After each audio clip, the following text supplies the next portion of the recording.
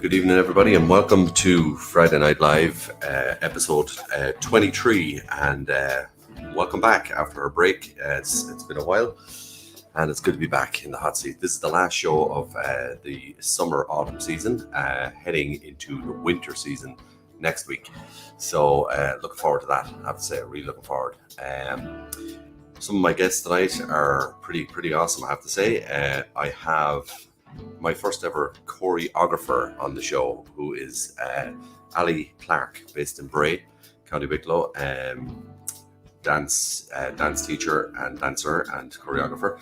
Then I have Julie Grower, who is joining us from Nashville in the United States. I'm finishing off tonight with one of my favorite guests, Catrice Greer, Poetry Corner, as you know, as you all will remember.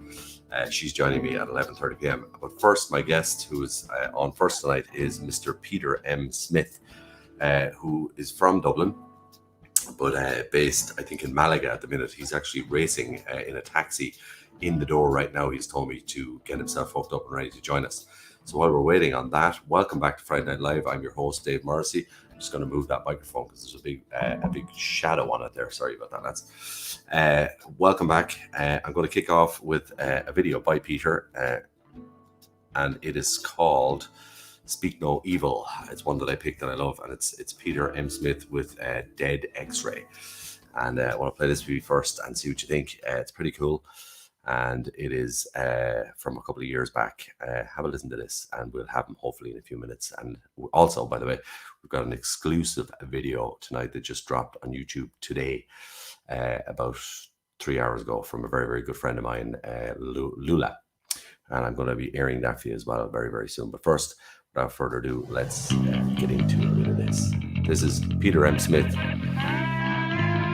Here we go. Friday Night Live, people. Get the drinks chilled. It's time to go. Freedom of choice to use your voice. Not something that I've ever seen enforced, but I'm free to be meek, but not to speak. Free to watch all of your rhetoric repeating. Free to decide to just let things slide. I'm free to play however you want me. Bad news today, sorry to say, you've been declined an open mind so you can shut your mouth. You shut it down, as a point got it through. Shut your mouth, you keep it down. When you're not here, what seems so clear, be what you like, say what you like, and have no fear. But like big kids at school, come to my cool, drink and spit all exceptions to the rule. But inside your mind, you feel so confined, it's hard to read, you can't get no release. Boxed in and left out, you wanna shout, you wanna rant, you know you can't, so you just shut your mouth. You shut it down, has a one gotten through. Shut your mouth, you keep it down. Oh boy, there's no telling you. Hot today, what you say? Now you got to want me. I think you made a mistake, leaving this up to fate for you to say, okay.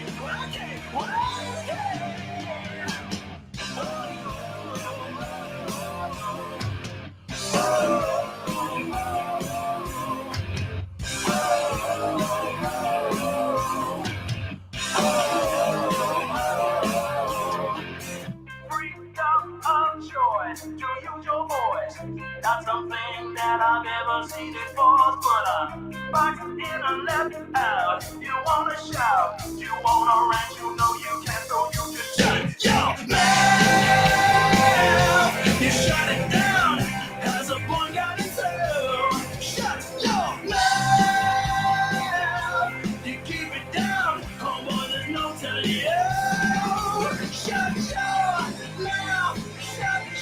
mouth now. Do you know you're talking to? Shut your mouth, you keep it down. Oh.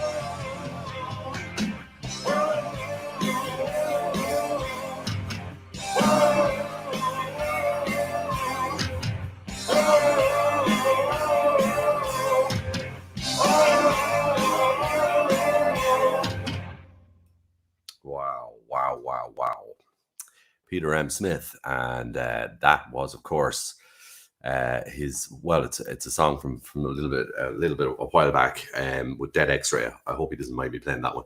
He is, of course, just informed me that he's rushing back. I think he was on holidays, and he's in a taxi on his way back to his house, and he should be here with us in a couple of minutes. So look, these things happen. It's all good. We're well used to it. Listen, hello to everybody. Hello to Phil and Cork. Catrice, hello to you in the chat room. Matthew, I am well and I'm all good. And Catrice, yes, he is very like Lenny Kravitz. He reminds me of Lenny Kravitz. He's our Irish Lenny Kravitz from Drimna in Dublin. Peter M. Smith will be joining us hopefully in a couple of minutes' time. But meanwhile, anyway, while we've got time and we've got a few minutes to talk, I'm going to premiere the video. Actually, now I think now is a good time for my good friend who is a Limerick lady but living in Canada at the moment.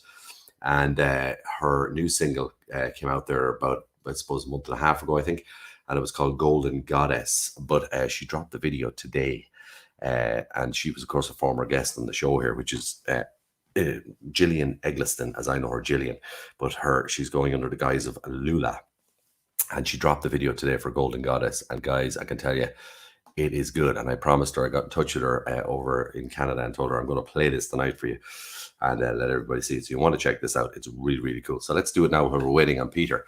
This is Golden Goddess by Lula from Limerick, based in Canada. Check this out, guys. Have you heard her? A golden goddess you'll always remember. Story goes, sailors go. Winter she shines and the red sun falls.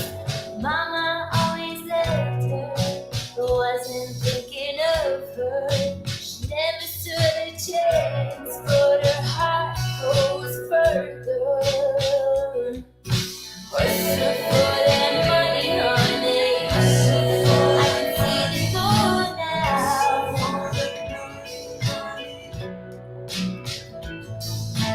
Hustle for that money, honey. You gotta show us how. You gotta show us how.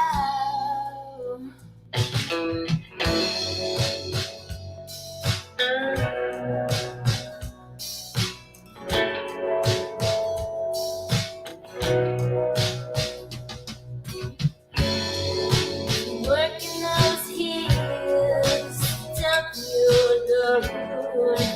Don't think oh yeah. Mechanic machine, midnight dancer on the scene.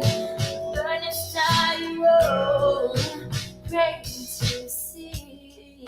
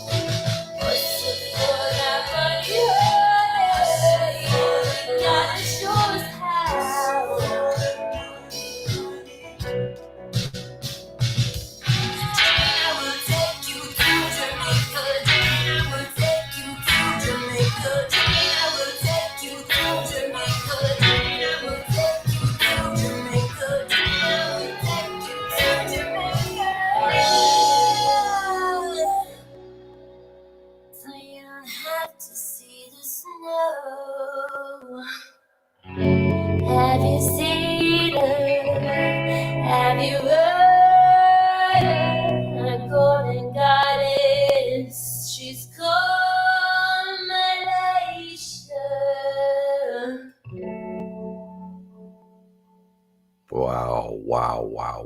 Wow. There it is. you have it, the drop, and that came, that literally hit YouTube today, a couple of hours ago, guys. That is Lula, and she is based in Canada, but from Limerick here, very, very close to where I am right now in the deep southwest of Ireland. That is the brand new video for Golden Goddess. It's pretty cool. I have to say, it is pretty cool. There's no shortcuts taken there. It was well put together and well made, and I wish her all the best. And she will be back with us as a guest. I'm gathering. I'm kind of hoping that's going to be sometime around the new year, over the Christmas period, New Year's Eve. You never know. We might have a little surprise in store there, and get her on the show again live. But I hope you all enjoyed that. That was pretty cool. So moving on. Peter is still in the taxi, I think. I don't know where he is. So sometimes this happens, unfortunately, guys, and you end up with a bit of a delay. So I'm going to just check and see how he's getting on, if there's any sign of him. Meantime, we'll keep talking anyway, and while we're waiting, the link that you see at the bottom of the screen, for those of you who are wondering what the hell is going on there, it's the PayPal link, but it's a little thing for just helping out the show, for making small donations to the show if you want to. It's not compulsory. Friday Night Live is totally free to watch, but it does help keep the old things, the old equipment going and different things like that, which, believe it or not, has happened a lot over the last couple of months. The desk blew up here at one point. The Mac stopped working at another point, and just this week the iPhone stopped working, which is the camera that we're using now. So all these things happen. So it's all graciously appreciated. If anybody wants to use the PayPal link at the bottom, just stick a few bob into the Friday Night Live coppers to help things move along. So that's all that's there for, guys. Apart from that, I hope you're all keeping well. I had a nice break last week, and it was nice to just relax and have a Friday off. I did Culture Night last week. For those of you who don't know what that is, it's all over Ireland. Every city and town and village, most places in Ireland, did it, where they have a live show of some description or some sort of entertainment laid on for the public. And I did it in the Curragh of Kildare last Friday night, which was super, to get back up on a stage with lights, PA system and everything. And we reformed some of the members from a very old band of mine called the Bandicoots, and with some new members as well. We kind of got together and had a bit of a session, a bit of a jam, and it was brilliant crack. Really, really good crack. And we played, I think, for the guts of an hour, which was great too as well, after a couple of other fantastic acts as well. There was Irish dancing, there was a drum group playing all the different African percussion kind of drum beats and stuff, that the group that I look after myself, we did a performance, and then the band got up. It was brilliant just to be back on stage and using, having the lights, camera in action, and the audience, the real people each side of us. I don't know what the story is going to be with Peter here. He must be still in the taxi, so maybe we'll go for another video. I think we're gonna have to keep going with something. I hope you're all keeping well, lads, and I hope you're all getting geared up for the winter season, which starts next Friday on Friday Night Live. From the 1st of October, we are going right through to New Year's Eve with a really super lineup of guests already coming in. And also tonight, one of my guests, who is Catrice Greer, who will be on around 11:30. She is going to be telling you all about the Poetry Corner that we're relaunching next week. And it's going to be, well, we're launching it tonight because Catrice is on, and she's going to be doing a reading later on. But we're going to be launching the Poetry Corner, right through till the New Year's Eve, with poets and spoken word artists from all over the world, from the United States, the UK, Europe, the Philippines, I've been informed, all over India, everywhere. They're coming out of the woodwork, all these wonderful, wonderful spoken word artists to join us here on Friday Night Live between now and the new year. So it's going to be good. This winter is going to be good here. Stick with me, hang in. This doesn't happen that often, I have to say, where my guest is still in the taxi. I don't know where he is. So I'm going to have to keep going, and we're going to play another little video for the crack. So what we'll do is I'm going to just go back here. And sorry about the gap here, guys. It was not planned. It was not anticipated, but hey, there you go. So I'm going to do a shameless plug. Might as well. This is from when I was singing with the album way back last year. And in the depths of lockdown, I decided to sing along with the album and do all the tracks one by one over a couple of weeks. This is Happy Day, and I hope you enjoy it. It's really one of my favorite songs off the album, and just did this for the crack, singing along with it. So we'll have a listen to this and see what you think. While we're waiting on Peter, I don't know where he is, but we'll find him. He'll get there eventually. Here we go. Happy day.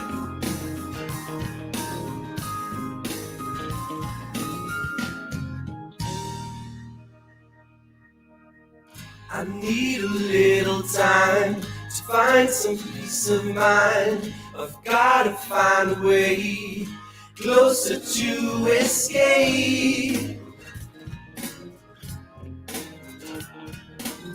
That's why I think of you when I'm feeling blue. You're always in my dreams. I've gotta make you real. 'Cause I just wanted to make you happy. Na na na na na na na na na na na na na na. That night we felt the rain. I knew you felt the same. Was written in your eyes. I saw it like a sign. That's why I think of you when I'm feeling blue. You're always in my dreams. I've gotta make you real. 'Cause I just wanted to make you happy. I just wanted to make you happy. Na na na na na na na na na. Na na na na na na na na na. Ah, ah.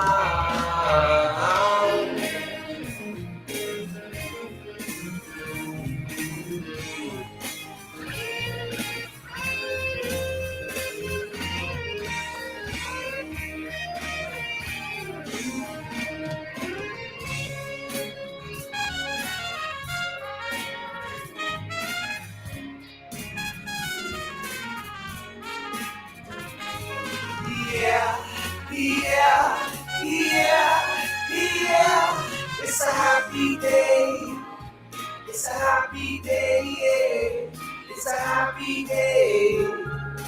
My Lord, it's a happy day. It's a happy day, yeah. It's a happy day. My Lord, my Lord.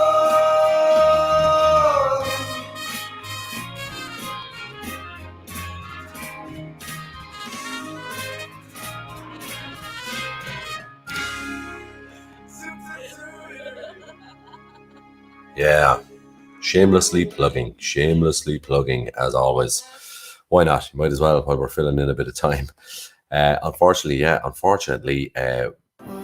Peter has just informed me there he's trying to get back to the airport, and now you can stay connected. The gaff to join me again. So it's kind of thrown me completely tonight. I won't lie. So I'm here pressing buttons now and trying to figure out where I'm at. So I do apologize, guys. It happens sometimes. Well, it hasn't happened like this before, but it has come close. So I hope he's going to be available in a couple of minutes. Otherwise, I will we'll move on, and hopefully, if Ali is there, we might go to our second guest. So we'll see what happens. Meantime, Hi, I'm just queuing up here, lads, and getting a few things ready. Sorry about this. There we go. Sorry now, guys. There we go. Okay, so we're all queued up. Anyway, sorry, I just had to do a little shameless plug. I usually do that at the end of the night, but yeah, so it has turned out anyway. Disaster has struck my first guest. He was on his way back from holiday, I think, and he's trying to get back from the airport in a taxi. Well, he is almost home, but yeah, what can you do? It happens. Meantime, let me tell you a little bit about our other guests, because if we get Ali on shortly, we might just go straight to her. She is a choreographer and is coming to us from Portugal tonight, where she's actually working at the moment. So we're really looking forward to that, and we're going to talk about her projects and different stuff that she's been involved with through various dance companies and things like that. So it's interesting to have our first ever choreographer on the show.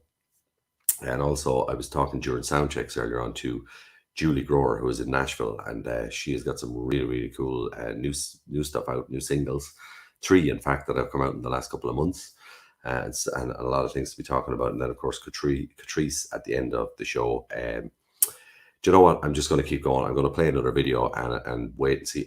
Ali, if you're watching and you're there, join me now, and we'll just go straight to my next guest because we're kind of pushing on in time now. So if you're there, Ali, and you can hear us and you're watching the show, you feel free to join us now, and we'll move straight on, I think, and we'll get back to Peter at another stage. I'm going to just keep going now because I'm going to just play some music for you while we're waiting. Where do we see? What can we do? Sorry about this, guys. Sorry, apologies, major apologies. I don't plan for these things to happen to this extent, but it has nonetheless. So I'm just going to go back here and play a video by a friend of mine from Canada, actually, as well, who is, if I can find her here, she's amazing. This is my friend. Hi guys, Grace here from Pathways to Better Days. Music heals the soul. Happy Tuesday, and I am coming Grace to you today Shears. with a cover. And it's really cool. My own song, so Cover. Here we go. Let's have a listen to Grace. Grace Loose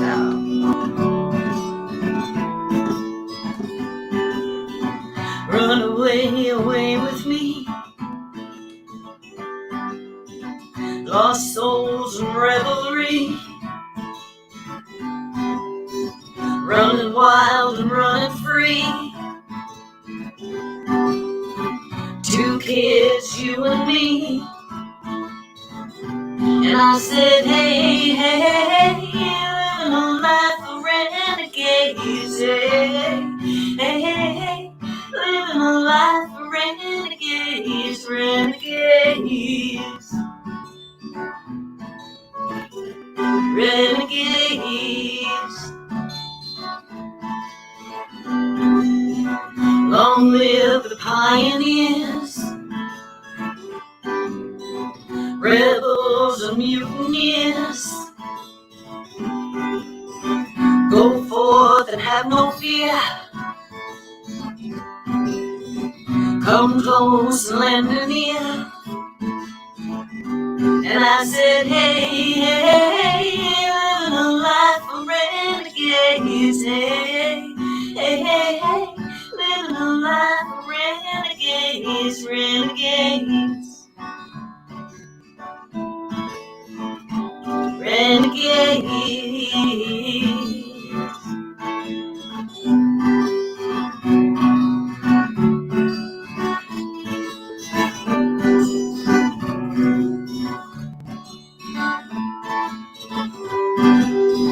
So all hail the underdogs, all hail the new kids, all hail the outlaws, Spielberg's and Kubricks. It's our time to make a move. It's our time to make amends. It's our time to break the rules. Let's begin. I said, hey, hey, hey, hey, living a life of renegades. Hey, hey, hey, hey, hey, hey, living a life of renegades, renegades. Renegades. Well, renegades. Goes in.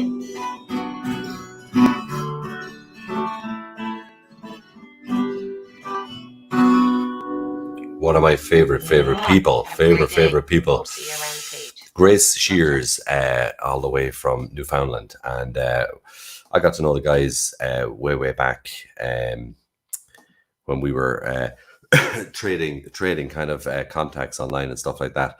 And Grace, sorry guys, there's a lot of cool cover versions and her own stuff as well. And she was a former guest of the show as well. I'm totally thrown tonight. I'm not going to lie to you guys with the way things have just gone. So you'll have to bear with me because normally I have 1 or 2 songs lined up for little delays. But this has kind of caught me now a little bit. So apologies for this. It is definitely never happened on Friday Night Live before. So what I'm going to do is just try to keep pressing the buttons here just for a minute. So bear with me, please. And if you're watching, welcome back to the last show of summer, autumn, and not what I was expecting so far. It has just got a little bit awry on me, but hey, what can we do? So we're just going to keep plugging on and just going to go down here, get back in here. Sorry, guys. And line up my guest, Julie, who will be coming on shortly, hopefully. And hopefully all of the guests. Hi, I'm Julie Grower. Let's just hope that everything else runs smoothly tonight, because it has been rather strange. I don't know what to say, guys. It looks like Peter is lost in translation somewhere. I don't know where he is. So I'm going to... we see here, guys. Okay, 1 second.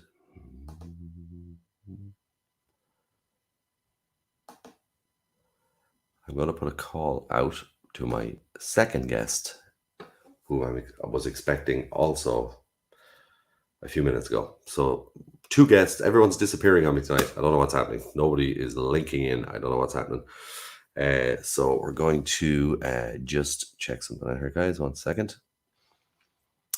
In case the technology has gone awry on us, it's possible.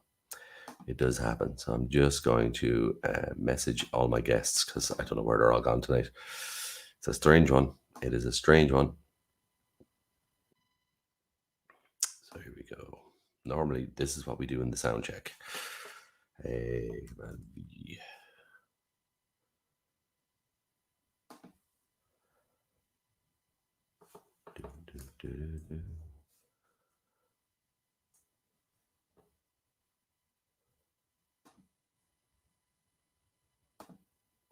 And finally, aloha. Thank you, Ali. I do apologize. I really do. I would have actually waited and came on at 10:30 had I known my first guest was going to be completely lost in translation there. So apologies about that, guys. It's been a strange beginning to the show, but we're going to kick on and let's start again, start it over, and go straight to my first guest tonight, who I'm looking forward to talking to, Ali Clark, and get this going. Here we go. Welcome to Friday Night Live. Ali, can you hear me?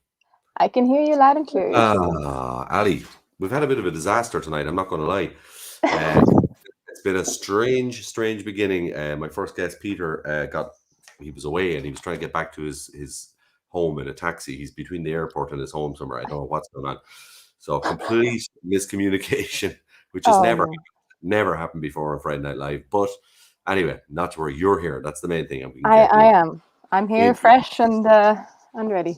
Brilliant. Listen, tell me this. You're the first ever choreographer on Friday Night Live, which is really cool, / dancer, which is wonderful, because we're trying to expand the scope of the arts that we cover, because it was just music for a long time. And then we had some, we had an author on actually last week, and we've had different actual artists as well and stuff. And now you're expanding the whole show again. So it's great. Thank you for joining us from Portugal, by the way. Yeah, it's really nice to be representing the dance scene here. Yeah, cool. Well, yeah, it is cool. Tell me this, what are you doing in Portugal? So I'm working at the moment with a Brazilian choreographer, but he's based here in Portugal, and I'm working on a show with him at the moment as a dancer. So brilliant. Now I'm just being someone else's dancer for now. It's nice. Yeah, that's nice, isn't it? Yeah, it's nice. It's nice to be able to do it. But you're originally from Bray. Yeah, born and raised in Bray. I'm still officially based there as well, but with dance, it tends to be like you have a base, but you're traveling so much because the work is quite dispersed, let's say, in Europe. So it's my base still. Yeah. Tell me this, how, like, at what point in your younger years, so I'm talking like a young Ali, say, child or teenage, kind of pre-teenage, at what point did you realize, look, I really want to dance. This is going to be, there's something to this. It was very late for me, and it wasn't actually my own choice. I mean, it was my choice to follow dance, don't get me wrong, but I was doing a little bit of like stage school musical stuff. Yeah. My mother saw me on stage, and I was about 14 at this point, maybe, and she sent me to ballet classes, which I was not impressed. I did not want to do ballet. I didn't want to dance. Didn't Yeah. want to wear a leotard. Right. So about 6 months after she sent me really reluctantly to these lessons, I came back and I told her, yeah, I'm going to be a dancer professionally. And yeah, Brilliant. and she had to accept it was her own fault. Wow. So you Yeah. just kind of you fell in love with it once you kind of got into it and got used to it. Yeah, I had really no interest in it. I'm not one of those people that's been dancing since I was a kid. Of course, I did Yeah. some ballet lessons around 6, Yeah. 7 Yeah. years of age. Yeah. I did a lot of gymnastics, which I loved, but dance, I just didn't really care about it until I did it. And then Yeah. suddenly it just kind of took over. Yeah. It's amazing, isn't it? Yeah, my daughter now, she's 5, and she started in a dance school today, called Spotlight Dance here in Limerick, in Mhm. Ireland. And she came home like a completely new girl. I mean, it was strange. It was really strange because she didn't want to go, and it's just reminding me of what you're saying now. She did not want to go, and whatever it Yeah. did, whatever happened, she came home and was absolutely over the moon about the whole thing. There must be something very spiritual in it. There must be something very good in it, like for young people. Would you agree that Yeah, for children, it's a absolutely. good thing? It's something very special to really just be with your body for 1 hour a week. Even like there's something about just leaving all of the thinking behind, and suddenly you're just in your body. It's very meditative, which is Yeah, great for kids who, I mean, meditating is not going to happen for a 5, 6 year old, but it puts you yeah. in that same state of like really present in that moment. There's something really special about that. And of course, it's hard to say that to kids; they don't understand. But if you But they create the right actually, environment, yeah, yeah, and they actually are kind of meditating. They just don't know it. yeah, So it's a good thing, isn't it? absolutely, Um, yeah. absolutely. Tell me about Not Collective. Yeah, so Not So, Collective, it's the company that I run with a German dancer. Her name is Sophia. yeah, Um, and it started really, I studied dance in a bachelor degree in the Netherlands. And yeah, in sort of my second year studying there, I decided I wanted to create something and start making my own work. yeah, And together with her, she's a fantastic dancer and an even better mind for producing and getting stuff going. yeah, So together we made this company. We called it Not Collective. And it's yeah. really a mixture of dance and circus together, but with this Yes. idea of putting the audience in the center of the performance. So not just watching the performance, but really being always a part, Yeah. interacting and really taking part in the performance rather than just observing. Yeah. And how do the audience, what do you do? How do they end up in the performance? Because I watched a Yeah. video today of you doing this excuse me, balloon passing exercise, which was awesome because I love doing that with the kids. I just think that anybody I actually love doing it with grown-ups. I don't care. There's something cool about like just knocking a balloon around the place. There's a lot more to it obviously than that. But how do you get the audience involved? Like what will they expect when they go to one of your shows? It always really depends show per show what kind of way we have them involved. Yeah. But for example, like the balloon performance was sort of my first venture into interacting with the audience. And I just was thinking, oh, what brings that feeling of moving without thinking? Because I don't like those interactive performances where the audience feel like I'm in a spotlight. What if I do it wrong? You know, I Yeah, really don't like yeah. that feeling as being an audience. I'm like, oh no, everyone's looking at me. But Too I much love this pressure. feeling. Yeah. Yeah, Yeah. exactly. Yeah. But Yeah. I love when you play with a balloon, you don't think, you just Yeah. act, you're just physical. And that was kind of the first starting point of, okay, how can we involve the audience? And we played that little game, don't let the ball or don't let the balloon touch the ground, was kind of the Yeah. basic game that everyone already understands. Yeah. We So call, do you know kind what of, we call, do you know what we call that here in Limerick? It's called upsie. oopsie. Oh, that's lovely. Yeah, yeah. So it's like upsie, and if you Yeah, shout that as you're hitting the balloon. I do it with the kids, upsie, upsie, upsie, and if it I hits the like that. floor, you're out. I like that. Yeah, Yeah, it's sort of this idea of taking games. We've really worked with this idea of games that people know. We made a full length performance with a juggler and 2 dancers, and we played basically piggy in the middle, keep the ball away from one yeah. person for 1 hour. We made a whole performance from this. That Mm, the audience, they already know the drill. They know right. the Yeah, game, and then the it's easy. game, of course, we twist it and we make it artistic and we turn it into this whole dance production. But the Yeah, real base of what the audience have to do is something they know. So there's no yeah, stress of like, what am I supposed to do? No, you know what to do. It's yeah, really easy. yeah. Yeah. Cool. That's brilliant. Yeah, I like that. That's so. And when, like, will you be doing some more of these shows when you get back? Will they be? Are these shows going to come? They're going to come around again, aren't they? Yeah, it's the hope now. I've made small productions and online stuff during the lockdowns. We made some interactive live streamed performances, which was an I saw interesting them. venture. Yeah, I Yeah. saw them. Really good. Yeah. But the live ones, we have always the problem that, of course, because everyone's touching the same objects, they're really not COVID friendly. Yes. So we premiered a big piece called Internal Jogging in January 2020 with big hopes for touring it internationally. And then, yeah, it's really not COVID Everything fell friendly. apart. Yeah. Yeah, so we're hoping to redo that. I was looking at that actually. Internal Jogging. It's really cool. Mhm. And then the sensitive future. Yeah. Tell me about that. So the Sensitive Future was made. I won an award from a festival in the Netherlands, and it's the Onderzoekers Award, which is basically a research award where they give you extra funding to go into a district of the city that they're based in and Yeah. really do a research on the people there. And Okay. we decided, okay, we'll go to this district that's a very difficult district from the outside. People see it as being very problematic. It's got a lot of immigrants and a lot of problems. But then when we Yeah. got on the inside, we actually realized it's got this beautiful community feeling. Yeah. The people in that district don't feel problematic, and it's really different. This Yeah. two different viewpoints. So we ended up making this performance using a wonderful technology, which was designed by a juggler, Noah Schildknecht, and he designed these juggling balls that read space and momentum. So Okay. when you throw the ball, it makes a noise, and it makes a noise in relation to what you're doing. So Brilliant. it was really special, and we ended up using interviews from the people in this district to Yeah. play live on the balls. So it was kind of this play on technology being something that takes us apart from each other, but in the end trying to use it as something to bring us together. That's cool. That's a cool merger. That's a really cool way to merge technology that way. Because Yeah, it was I great. think this is my take on it, and I hear you totally.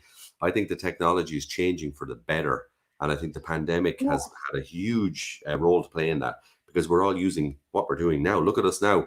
We're connecting correctly. We're not, you Yeah. know, and we're actually speaking to one another again. And we've got all these new technologies where we can convey ourselves physically, even though we're Mhm. virtual here, but people can see you. They see your expressions and then they get to know you a lot better. You know, it's wonderful. And I Yeah. think that's great. Devour, there was another project. Yeah, Devour's That's it's a that's cool. lovely project actually. I really enjoyed it. It's a co-production between myself and a company from Belgium called Untamed Productions, and it's the same Brazilian choreographer that I've been dancing with. Yeah. It's not interactive with the audience. This one is really a dance duet, Yeah. which was really nice for me to just dance and Yeah. not worry too much about the audience and Yeah. participation. Yeah. But that one's been lovely. We traveled to Brazil the summer before the lockdowns to perform it there, and that was a really special experience. We performed really in what they call the favelas, the ghetto areas of Rio Yeah. de Janeiro, and that Cool. was a really special experience to perform for people that normally don't get to see theaters or art or anything. It was The it's very close to my heart, that exposure. piece. Yeah, for them, Yeah. the exposure. That was great. That was really Yeah, cool. I absolutely. watched some of the show, like, and as a duet, like it was really intense, like really, really good. And I don't know much thank about you. dancing, but it was the flow of it was amazing between both of you. It's just amazing. I take it. I'm going to be ask you a stupid question probably now, but like your fitness levels must have to be fairly high to do what you do. Yeah, that's definitely something that I took for granted previously, because when I studied dance for 4 years, I was dancing 10 hours a day or more. And then Wow. after dancing professionally, but then with COVID and suddenly you couldn't really rehearse anywhere, things got slow. I really took for granted, and I felt really, And I felt the different how did you level. manage? Yeah, I'd say so. Mm. Like, how did you get the practice in or the fitness in? Were you able to kind of just work out at home or I danced in the forest a lot. brilliant? That's Yeah, I'm great. really, really lucky. My mom's place in Bray, where I was a lot of COVID because of all the confusion. She lives Yeah. really just on the edge of a forest, which is really quiet. And I just went there every day and used that as my Lovely. dance studio, which was it was really a privilege to have it. Yeah, Yeah, that is a privilege. yeah. It is. I'm here. I'm on a farm in Limerick myself, and we have I'm surrounded here with just fields and fields and fields, and it's Mm, wonderful. I have to say, I yeah, felt very privileged and have felt very privileged throughout the pandemic because we yeah. were able to kind of walk at least, you know. Yeah, just get out. 5K Absolutely. each way was just countryside, so it was wonderful. Yeah, You know, absolutely. just kind I of was very lucky to be close to the Mermaid Arts Centre in Bray, and they were amazing, really accommodating as soon as they could, opening their doors and letting me use the space just yeah, out of the kindness of their heart. So it was really helpful to have them, like yeah. It is. give It's some a wonderful, space. Oh, wonderful yeah, theatre. Actually, I know it well. beautiful. Yeah, I used to play music up around there a lot, and actually, it's a lovely. great theatre. It And is. It also, is. also we have to give a shout out because my good friend Michael Byrne, who I just realised during the sound check, puts together all of the music for your dances and stuff, which is really Yeah, cool. yeah. I, He's fabulous, fabulous he's, guy. he's a fantastic producer and Yeah. a great musician as well. He So is, and he's become a fantastic composer as well. The first time I asked him to yeah, make music for a piece, it was new to him, kind of composing abstract music, as he would think yeah, of it, really yeah, soundscape for a yeah. performance. And that was maybe 5 years ago. And now Now, I couldn't ask someone to do better music for my performances. He knows really well how yeah, to animate dance without overtaking it, to stay in the same levels. yeah, yeah, It's not pushing the dance and it's not pulling the dance. It's really yeah. he really has a good mind for it. Yeah. He's a super guy, and I'm delighted. Lovely. I do love when that happens when I'm because we didn't know each other until tonight, and then you have somebody in common like that, and it's like Yeah, it's great to have a connection like it. It really is. it's true. But what's next? What's next? Say when you get back from Portugal, what's the plan? So right now I'm busy with the dance bursary from the Arts Council, which has been a lifesaver this year. So I've got a lot of research going on and a lot of residencies to research audience participation. Yeah, So I'm working with a lovely guy from UCD. He's a professor there, Paul Halferty, and he's helping me with a lot of research. And it's yeah, all sort of building up to a project for 2022 that I'm working on a solo. It'll be interactive with the audience and based around the connection between cultural heritage and language, which is something really fascinating for me. I'm, yeah. Irish, but I've lived in 5 different countries. I speak 6 different languages, and I Wow. find that connection really Yeah, something yeah, delicious to look at, and especially for yeah. Ireland, where of course the language has its own special place in our society. To Does look at does what it yeah. means, yeah.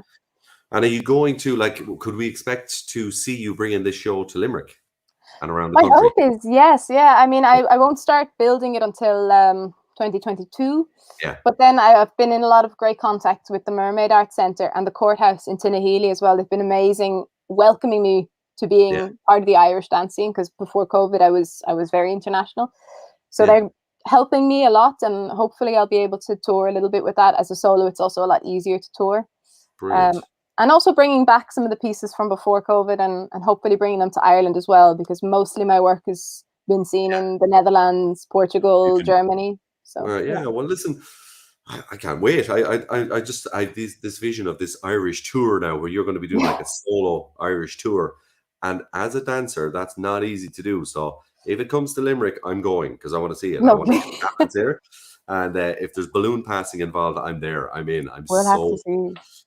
for sure. I really am. Amazing. But I can't wish you all the best any more that I could tonight. And thank you so much for joining us and being the Thank you very much first for having me. professional choreographer / professional dancer on Friday Night Live. And I am really looking forward to what you're going to do next. Thank you, and thanks for having me. It's a real honor. You're Thank more you. than welcome. Listen, enjoy the residency in Portugal and Thank enjoy you. the weather in Portugal, and mind yourself, okay? No tripping over couches or chairs or anything. Go straight to bed. Exactly. Don't want anything to go wrong, okay? Thank you so Listen, much. chat to you again soon. Thank you so much, Yes, Ali. thank Thank you you. so much. Take Ciao. care. Bye. Bye. Bye. So that was Ali Clark. Yeah, what a great lady. I mean, the stuff that it's hard for me to portray this or put it across, and you've got to go and look at it. Okay, check her out, Ali Clark. You can find her as I'm just checking here again for you guys. You can find it underneath Not Collective. So KNOTKOLLEKTIV. And if Ali's still watching, she can type in the links. Ali, if you're still watching, anything you want to type in the links to the Not Collective, and check out The Sensitive Future, Internal Jogging, and Devour. There's just 3 projects. You can watch them on YouTube and bits. I've watched some of it and it's amazing. It's really, really cool. So check her out, and hopefully next year we'll see her on a solo dance tour. That would be awesome, actually. That would be really awesome. That'd be something I would go to, because I've never seen anything like that before, and that's not easy to do, by the way. You can hit the balloon around all night long if you like, but you have to actually dance as well and entertain a full audience on your own. So I'm looking forward to that. Really, really am. I'm glad to say, after my huge deep breath at the start of the show tonight, because I thought Peter was gone missing in action altogether, and I thought I wouldn't get to talk to him at all. I was getting really, I was getting worried. I was like, this has never happened before. But he's here and he's backstage. Hallelujah. So we're going to go straight to him, and we're going to say hello and get him on for a quick chat. Peter, how are you? Dave, how you doing? I'm so sorry. Don't worry about it. It's chaos here. Obviously, I live in Barcelona, and it's chaos. Well, now that everybody can travel, it's a little bit of a challenge, actually, getting from A to B. So just back from Malaga. I totally understand, my friend. It has actually happened on this show once or twice before, but I thought when you're saying you're in the taxi, I was like, oh my God, he's never going to make it. He's never going to make it. To me, I'm delighted you're here, and that's the main thing. Listen, I played a song earlier on when you were with the band, and I'm just going to go back to my page here because I put it on the ground, and I'm going to check it again. Yeah, so Dead X-Ray. I played that one, okay? Speak No Evil. Now, I don't know if it's relevant enough. I hope you don't mind. I picked it because I think it's amazing. It's a great track. Speak No Evil actually is I didn't write that song. I've been writing songs for a long time, but it was written by a guy called Colin Smith in a band called Mr. North.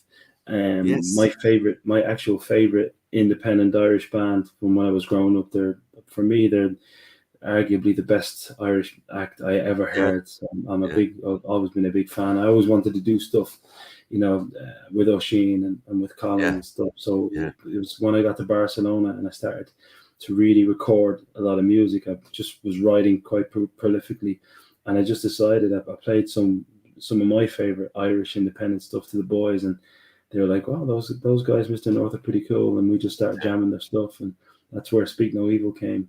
Wow. I'm familiar with the band. Yeah, familiar with them actually. They were a great band. Absolutely. You've been a bit of a champion of Irish music and plugging the hell out of it, like down to years. In 2016, with Tracy Hanby of Dundalk FM and some of the guys there, I co-produced actually, with a guy called Bob Morgan as well from San Francisco, and JD Kelleher, an album called Ireland Laid Bare with a lot of my favorite Irish artists. Yeah, and I remember that. I do remember it. Yeah. A lot of fun. We had a number one on the iTunes chart, but then it broke into the mainstream charts as well, which was we didn't expect it. I just wanted to make a point, to be honest with you, Dave, that there's so much beyond the obvious and the obvious managers and the obvious to be honest with you, Quango that goes on. There's so much brilliant independent Irish music, and I have to give a big shout out to Paddy Mack on Dundalk FM, and also to some friends in Waterford as well. That champion, absolutely champion Irish music. There's a couple of DJs that just do it, but then unfortunately mainstream radio doesn't really do it enough. They'll do something that Hot Press says is cool, and it's just it's the same guys with the same haircuts, and the same watered down Ed Sheeran sound. There's a lot of talent out there that just goes amiss. So I just wanted to put an album together and prove A, that there was talent out there, and B, that there's a market for it, and we did. You did for sure. I remember it well, and I can tell you something. All of those people you just mentioned are champions, and there's a lot of great. Roddy Clear is another guy that springs. Roddy, who I wanted to mention. Roddy is what a man. Roddy, like he's a legend in my mind and in a lot of people's minds in this country. And Roddy will speak the same language that we're speaking right now, and he's often said to me when I meet him, like, Jesus, where's all the good music? Like, why can't it get through? Why isn't it? And he's always trying to do it. And we're all, and that's, I suppose, for me, I started doing this show for that reason during the pandemic, because everybody was gone to ground. I thought, okay, we've got to keep some line of communication open and keep exposing the music. And as a musician myself, that's why I'm doing this. And also because I love it. It's great crack. That's the main reason. But I stumbled upon you then as well. And we don't know each other that well, but I do I'm pretty sure we bumped into each other on a couple of occasions down through the years if we really jogged our memories. But I'm aware of you, and I always knew you were around and doing stuff. And Drimna in Dublin, growing up in Drimna in Dublin, and I'd say I probably bumped into you in Bruxelles a couple of times. I'm pretty sure at the Zodiac sessions and things like that. Pretty sure that's where we might have bumped into. I'm a big fan of the mighty Steph. Yes. And Stefan is a very good friend of mine. Actually, we grew up together. We played football together as kids. Right. So a lot of people, when people find that out, it kind of blows their minds. They're like, you too, from the same kind of. We did well in music and stuff. But Stefan again, is a purist, and for me, Drimna especially, is just one of those places. I mean, Stefan's another guy. Stefan's a genius. He is a genius. He is. And for me, this guy should be. Sharing he should have a Graceland style mansion somewhere, but at the end of the day, Stefan will tell you that he's very fulfilled as an artist, everything he ever wanted to do. I mean, Stefan was signed to Rough Trade, for example. Yeah. When I signed my first deal in the UK, kind of, it was more electro pop and kind of off the back of more pop stuff. Stefan was kind of plowing away and doing all that kind of stuff. So, for me, again, Drimna is just a hotbed for every Steph Murphy and Peter Smith. There's a lot of people that you don't quite hear of that are just amazing. Amazing. There's a lot of there is a lot of talent around that area. I remember bumping into a lot of people from around there. God, if I jog my memory now, you know better than me, but it's a hotbed. It is that around there. Come here, tell me this. You, when you were in the thick of it in Dublin and gigging and doing all the thing and flying it, by the way, you did quite well and you signed the deal and everything. What point did you decide, right, I'm moving out of here, and why? To be honest, let me be straight as I can only be. Like, the Irish music scene is, the independent scene is fantastic. So you've got the Roddy Clears, you've got the Tracy Grays, you've got a lot of. You've got to be honest, I have to give them their dues. There's a lot of people who work for mainstream radio,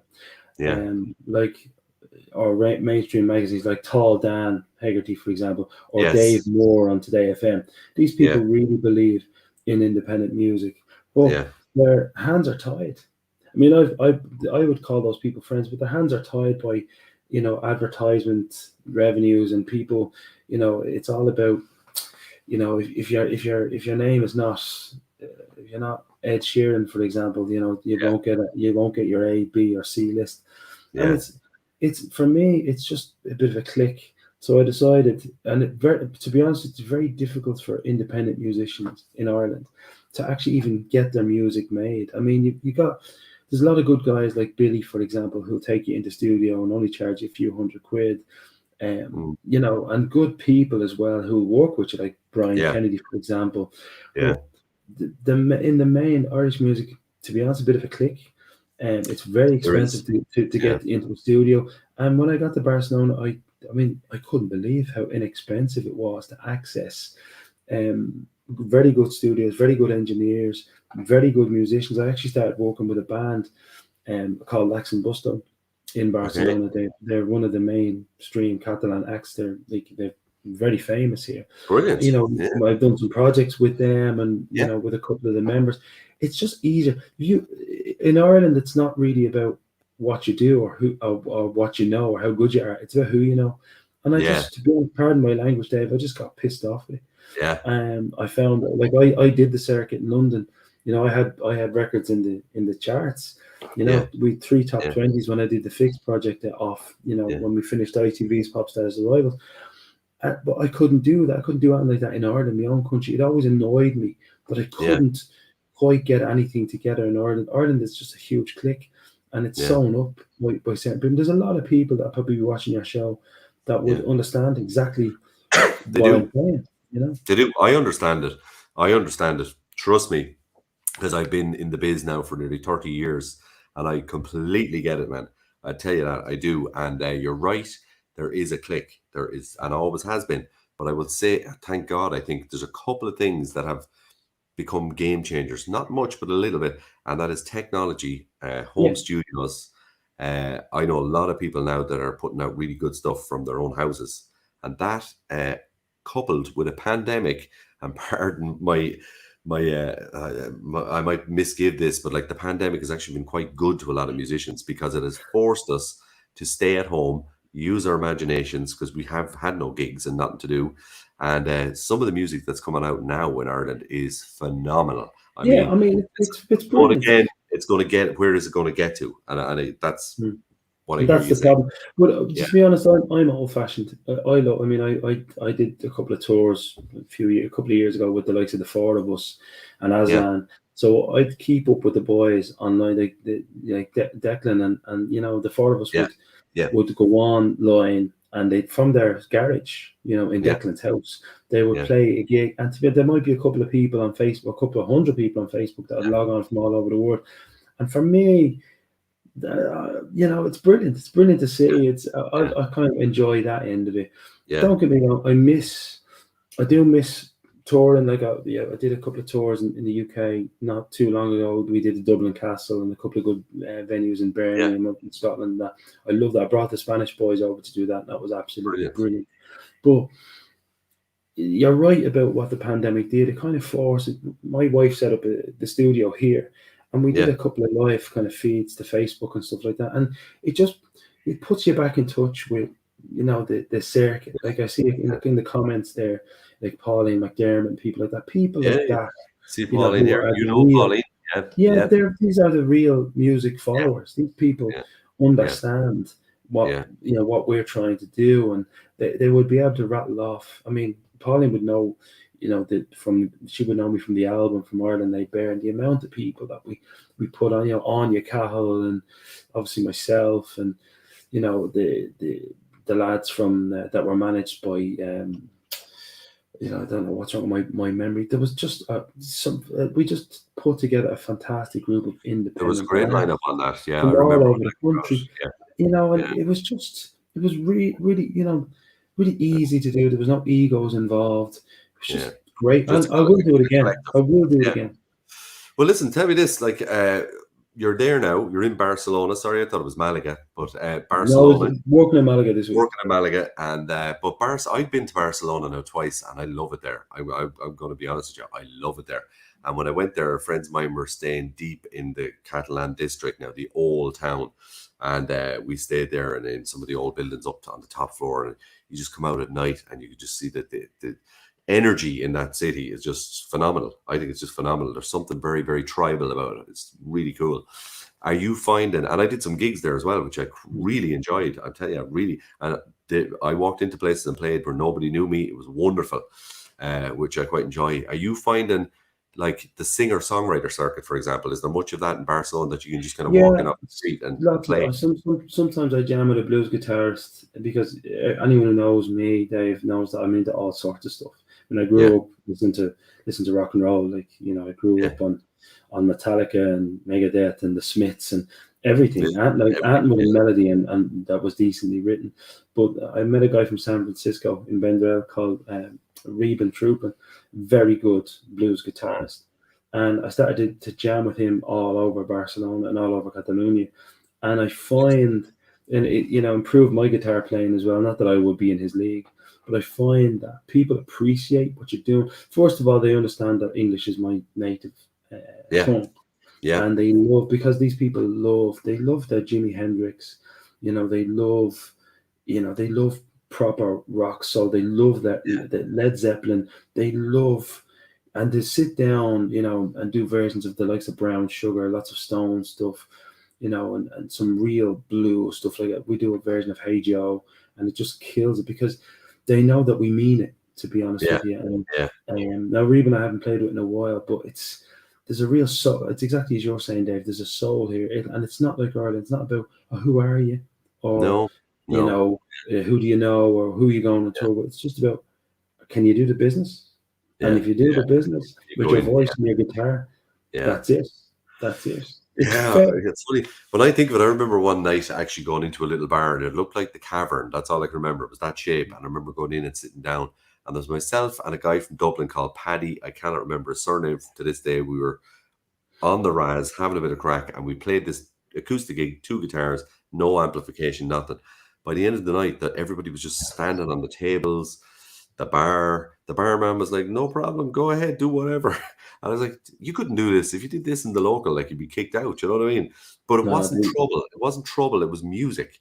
It was music that had them on the tables, and it was the energy in the room. There was just something, I'll never forget it. There was something very unique about it, like about that kind of, especially the Catalan thing. They are different to the main Spanish, the mainland, I think. And I've been yeah, to both. There is a difference, isn't there? There is a yeah, difference for sure. yeah. Yeah, You need to. What I found is they're very discerning as a yeah, crowd, so you can't just walk in there and not know what you're doing. Once you know what you're doing and you deliver, they love you. You yeah, know, I remember the first couple of gigs, and I was like a novelty for them. yeah, I played a bar called, well, it's like a jazz venue, a blues venue called El Tocho in Vendrell, which is yeah, just outside Barcelona. And yeah, I think we did, what did we do? Did some Hendrix, yeah, and it just, they killed because they knew that, you know, we were, yeah, it was like that was part of, you know, yeah, what we really felt kind of growing up, and they appreciate that. And it's because I didn't have any Spanish or Catalan at the time. I was only here yeah, about 3 or 4 months. This is gone back 7 or 8 years. To yeah, be honest with you, Dave, that inspired me. Really yeah, inspired me to kind of, okay, do this again, because I yeah, walked away from music for years after, yeah, you know, yeah, after the experience I had in the UK. yeah, It was just too much. It was just too yeah, much. All the television stuff was just too much. yeah, yeah, I completely just walked. But when I got on the stage again in Spain, it was because nobody could say anything to me. It's weird that I could understand. It was yeah, just this vibe between us, between myself, the other players, and the audience, that just made me kind of go, yeah, this is why I love this. I'm going to yeah. do it again. You know? I experienced that. I'll be honest with you. I experienced that one. I went to China for a couple of months and toured there, and it was the best experience because of exactly what you just said. We couldn't really speak to each other, so we were conveying everything was physical. And and if they liked something, they would physically show you. And Chinese people are great. They're brilliant because they really animate themselves, and the audiences were super. And if they liked something, they would really come up to you, and like their whole bodies would tremble with excitement. That was enough. You knew you were winning them over. And I love that because there was very little conversation. Like, at home, there's a lot of conversations you don't really need to have. Just get up and play, and you just want to enjoy the music. So I get you. It's a wonderful experience to do. No, you did right. And my wife's brother lives in China, and he's gifted. My wife comes from a family of musicians, Yeah, and they're all very. Her father, for example, is a saxophone player, but he plays with big bands, and he does a lot of studio sessions. He's an excellent, really very humble but brilliant musician. But yeah, her brother, her second eldest brother, is a very, very talented pianist, yeah, and he plays now. He's started to play in a band in China. And again, they look the business. They don't look like anybody there, so they yeah, already have this big following, and they're very competent musicians. And I think you're right, Dave. There's countries where it doesn't matter, what you say or who you know. yeah, It matters yeah, what you do. And I yeah, think, to be honest, that's missed in Ireland. I think that's gone from Ireland. yeah, And it's all, to be honest, Ireland has become, who you know. And like, if you pick up a magazine, for example, or read an article online, it's about, there's a lot of articles about people who don't have any talent, and they're yes, just gone. yeah, And it's to be honest with you, it's one of the reasons we did Ireland Laid Bare, is because I wanted again to swing back that exposure, because I knew I mm, could get some yeah, to people with talent. No yeah, disrespect. I don't knock people who, or whatever way they need to make their money. That's fine, but I don't see the value personally of people who are famous for being famous. I just don't. yeah, yeah, It's, and I have my opinion, and yeah. you feel free to say, Well, I listen, agree. No, I agree with you. Yeah, it's kind of like yeah, but there's an tabloid awful lot of personalities. documentaries, or music projects, or even good films that aren't being made Yeah, by Irish or British television, because they're off making these stupid reality shows about, I don't know, couples, 20 somethings going off to an island, and just knocking the arse off each other. Like, mm, it's ridiculous. yeah, yeah, It's actually ridiculous. And yeah, there's a lot of talent out there that's being smothered because of that. I mean, these programs that cost millions to make, millions to produce. It's tragic. I know. Yeah. Well, look, I don't know. I'm kind of hoping. I'm genuinely hoping that the pandemic, and I know I keep using that word and I hate it, but using it like that something different's going to come out of it because everybody's values have kind of changed. I think a lot of people's values have changed. People have learned a couple of hard lessons that had nothing to do with a virus or the spread of that. It was actually to do with having to stay at home with your family, having to actually settle your mind, having to do something and commit to something. There's a lot of things in it that I think hopefully will swing things back around a little bit. I think I personally see a lot of younger people now here in Ireland playing music, and I mean they're playing music, man. They're really good. They're back to practicing on their instrument for hours a day. I've seen a lot of that with teenagers, and I'm thinking this is good because that's what we did growing up, and it's happening again. So I'm kind of hoping that's going to be the case, and it's going to come back around. You know what I mean? But you've been described as Lenny Kravitz. Lenny Kravitz, Jimi Hendrix, all various different things of an Irish ilk, of course. And I would say myself as well, Bill Lynott, another man who you remind me a lot of as well. Not in looks, but just in swagger and in personality. You remind me of him a little bit too, and when I watch you singing and the way you perform and stuff like that. And I hope you come back at some stage and do a few gigs. Is that the plan? You might come back and do a couple of gigs. Oh, he's gone. We've lost him. We've lost him again twice. Anyway, I'll get back to Peter. We might get him in for a few minutes later on. I'm going to go back and I'm going to go straight over to Julie because I'm running behind time and I don't want to run too far behind. This is Julie Grower from Nashville, Tennessee. And this is her song called Down Here. And it's written about her mother. It's beautiful. I want you to listen to this. Just kick back, take a deep breath, and enjoy this. And then we're going to talk to Julie in a minute. It's a wonderful song. I really, really, really like it. So chill out and enjoy this, guys. This is a song I wrote for my mom who passed in March of 2019. It's about honoring our grief process.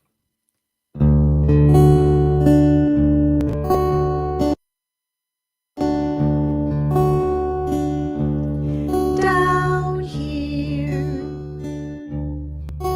no one can reach me. The pain is mine alone. In those last days you were silent, but I knew you could hear my song. I'm told it's gonna get better if I can face the fear and let my soul dive down here. Down here, it's dark and scary. Sadness washes over me. I sit real still and close my eyes. Your lovely smile is there to see. Finding sweet release each time I shed a tear, and crying is allowed down here. Reading the cards on my windowsill, words of comfort from people I love. Now the floodgates open wide, my voice joins the purging dove. Down here, this mortal coil, and it's not time to follow you beyond. But each wise word, happy memory, is there there to keep me strong. I know it's gonna get better. I feel your spirit near. So I'll stay a little longer down here. I'll stay a little longer down here.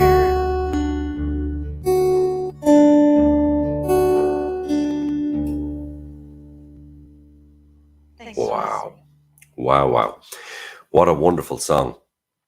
I've watched that a couple of times today, and I have to say, every time it got me. And I actually found something new every time I watched it. So without further ado, a little behind time and apologies, but we're getting there, and everything is coming back on track. And she's here and waiting, and that's just so wonderful. We'll go straight to Nashville, Tennessee, to Julie. Hello, Julie. Hi, Dave. Oh, thank you so much. It's been a strange one tonight, Julie. Everything went a little bit pear-shaped on me at the beginning. Peter got lost in a taxi. Then he eventually got home, and we got him. Ali had to go first, and then Peter came on, and then his camera fell, and I don't know what happened. He's gone again. So I lost him rolling twice. with the punches. Yes, I've lost him twice tonight, but I knew you wouldn't let me down. And I said, here she is, on time, waiting, and I'm not keeping her any later than. Oh, I'm is fine. necessary. How are you? Anyway, welcome to Ireland. Yeah, actually, it's a place I've always wanted to go. So even though I'm just there virtually, at least it's a start. It is a start. It is a start. And a lot of people will be delighted to, and I know after hearing that song, people will really be delighted to see more and hear more from you. Tell me a little bit about Down Here. I know it's about your mum, but it's a lovely, lovely song. How did that come about? Well, when I was dealing with the grief of my mother, I did a little bit of reading, and I did a little bit of just thinking about how we don't really get over. Sorry, my hair is messed up. There we go. You're fine. Sometimes headphones will do that to you. Yes. We don't really get over people, and we don't really get over grief. I think we go through it. Yeah. And I feel like only by going through it can we heal the sadness and the pain of losing someone that's dear to us. So the song is kind of honoring that process of going through it and feeling the feelings. Yeah, and I was hoping that it would help other people too. It does, and it has. And I'll tell you something, and I'm very open about this subject. I think it's good to talk about it.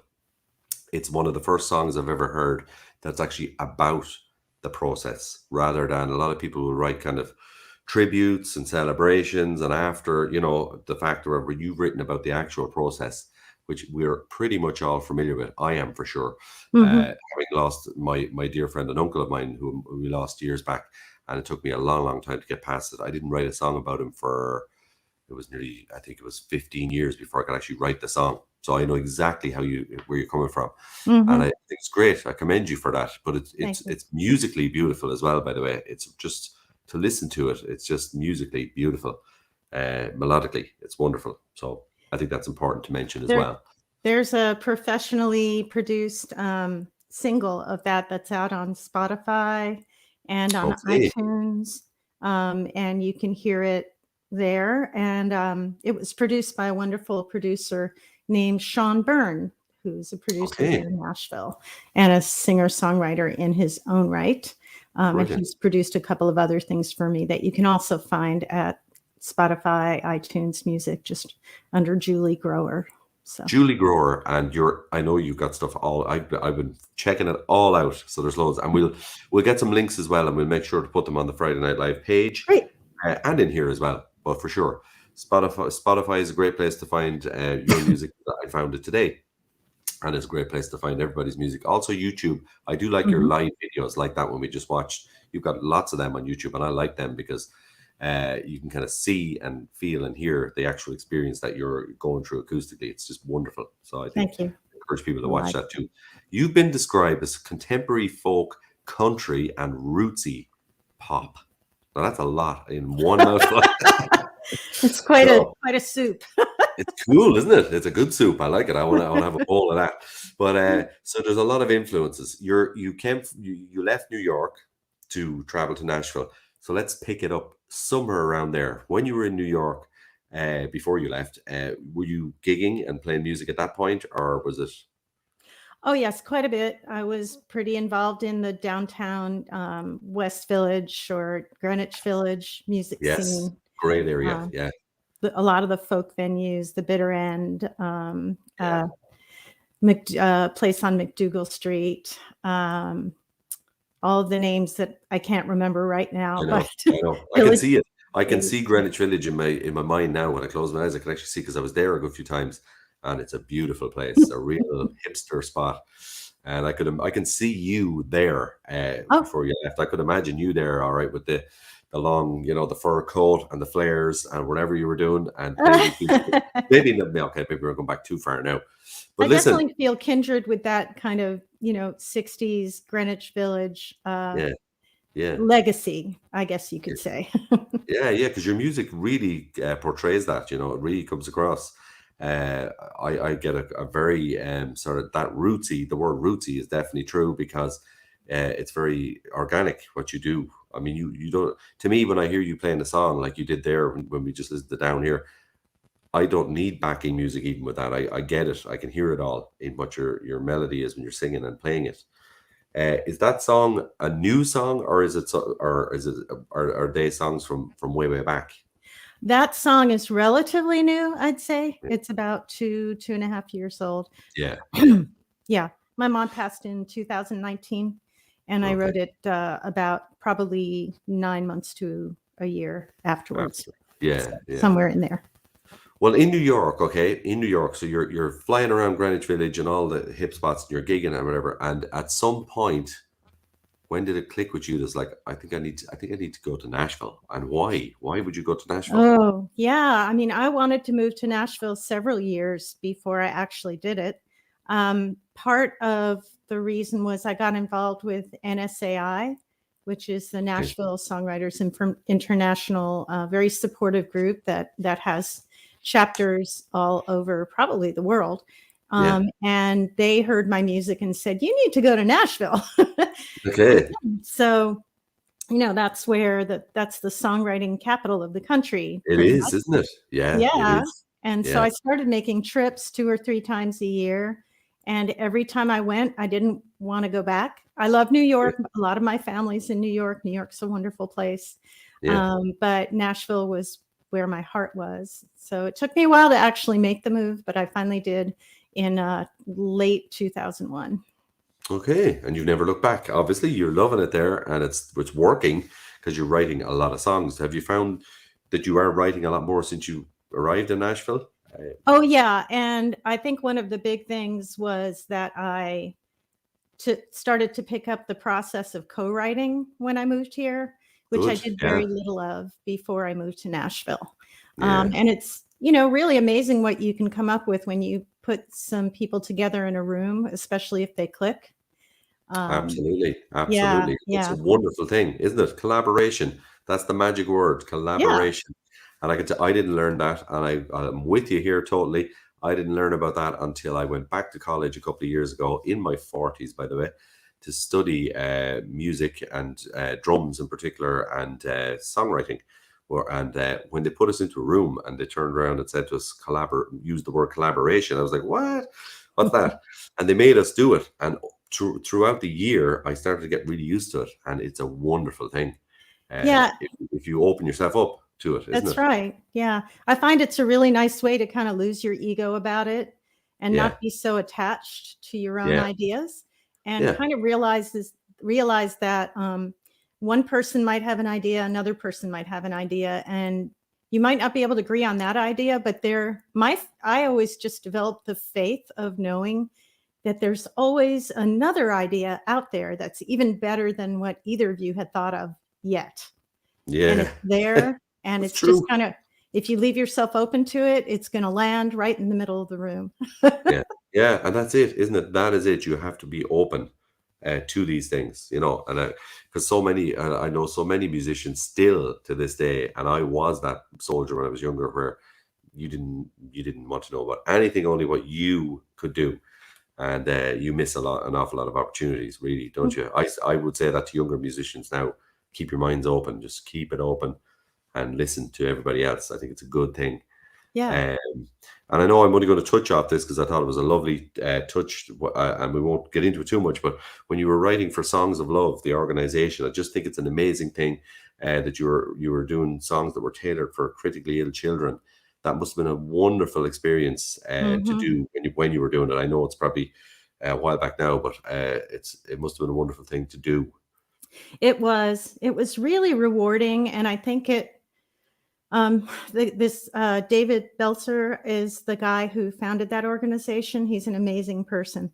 Yeah. And what it taught me so strongly was the healing power of music, the healing power of music, and how you could take specific information about a specific child and tailor a song just for them.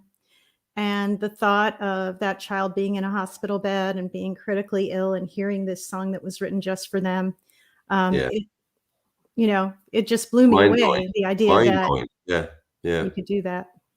I think it's super. I think it's a super. When I was reading about you over the past couple of days, and that just jumped out. I was like, wow, that must be something else to do. I work with kids myself, teaching in schools, doing the drum circles and things like that, and I find that very rewarding. But that must have been something else. So kudos to you. I just love it. Your debut CD, and I know this is a little while back, but I just wanted to mention it, In a New Light, produced by, now this, I have to say this because I know this guy. I don't know him, but I know of him, and people in Ireland here might not all know of him. John Gordon, who was, of course, Suzanne Vega's guitar player and also worked with Madonna. And if I'm correct, many, many more, if I was to go make the list. That must have been something else to have him producing your... I loved working with John. I really did. How did that happen? Sorry? How did that happen? Frankly, I can't remember who mentioned him to me and who suggested him. But I can tell you that one of the first things he asked me to do was to give him a stack of CDs that were produced perfectly for the type of sound that I wanted to have. Yeah. Not to have me sound like another artist, but so that he could get an idea of what the production style I was looking for was. A reference, yeah. Exactly. Yeah. And that was a wonderful thing because he got to kind of study me and what I liked and what I wanted. And he was just very open, but also always guided me in the best direction and brought together the most amazing musicians to play on the project. Some really fine people. Yeah, it's important. The producer is so important, though. One of the most underestimated key characters in any album or EP or recording, I think. But you landed on your feet there. Absolutely. And I loved Suzanne Vega when I heard that he had worked with her. I mean, hey, I am a massive Suzanne Vega fan. Yeah. Massive. I can tell you that now. And when we used to do some covers way back when we were starting out, and Luca was always one that we would include in the set list. I just love that song. There's so much in it. It's the whole happy chord progression versus tragic lyrics. She was an absolute master of disguise when it came to his guitar work, that sort of ethereal kind of picking that he did. It's very singular. It's him. It's him. It's him. Yeah, there's nobody like him, in my opinion. I would say possibly close to him would be like maybe Johnny Mars from the Smiths. Similar kind of guitar player or whatever, but he was out there on his own for sure. I'm so glad to meet another John Gordon fan. Yeah, well, there you go. There you go. Yeah. And a lot of his guitar playing we mimicked and copied here as well. And it made us stand out a little bit from all the other Irish bands. So you can tell him that if you meet him again, that he has had influence over here in Ireland on musicians for sure. Wow. Yeah. So it's a small world. But then the 6-song EP extended play. I'm only just mentioning that because if people want to go get it, it's quite cool. I found it today. And of course, Lucky 7. Now this I like because Lucky 7 is a collection of co-writes with your Nashville colleagues. For example, who are we talking about that you're collaborating with on Lucky 7? Well, one of the main collaborators is my ex-husband, Bruce John Brigham, who is, and I mean, we're still friends. That's great. That's super. a lot of the wonderful songs that I've written would definitely not exist without his craft work. Brilliant. He's a fantastic tunesmith, Yeah. and he also comes out with chord voicings that nobody else comes out with. They're like, people call them Bruce chords. I love that. I love chord voicings. I like that. Yeah. That's not easy And one to of the do. other people that I love writing with is a woman named Queenie Mullinix, Okay. who now lives down in Alabama, but lived in Nashville. Yeah. I've written a couple of tunes with her. I also have a dear friend named Patty Scaboria, or Patty Clark, who I've written some tunes with. And on my first album, actually, there's a dear friend named Carl Bethke. He also goes by C.B. Smith, and he's one of my earliest co-writers. So I wanted to give a shout out to him. He Yeah. co-wrote the title song "In a New Light" with me. Brilliant. Brilliant.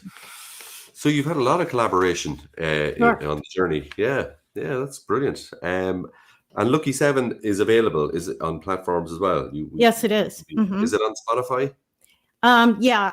It is. Yeah, I release it through CD Baby, and then CD they Baby. put it out to On all everything. the platforms. Yeah, brilliant. Brilliant. Excellent. So it's going to be easy for people to find your music, Julie. That's the Should main be. thing. That's the main thing.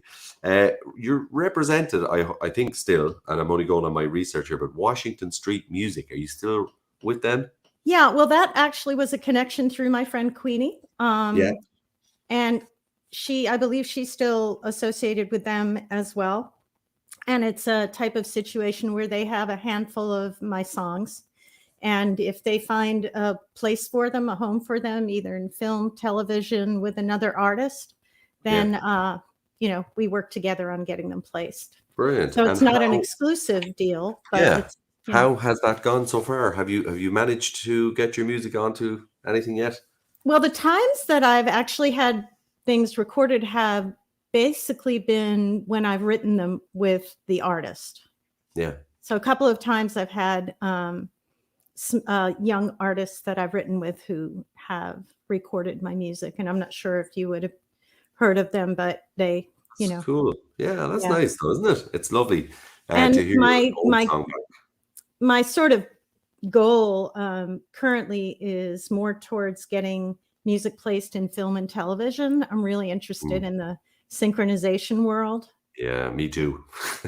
Yeah, I love that. think I love that's that an outlet. world.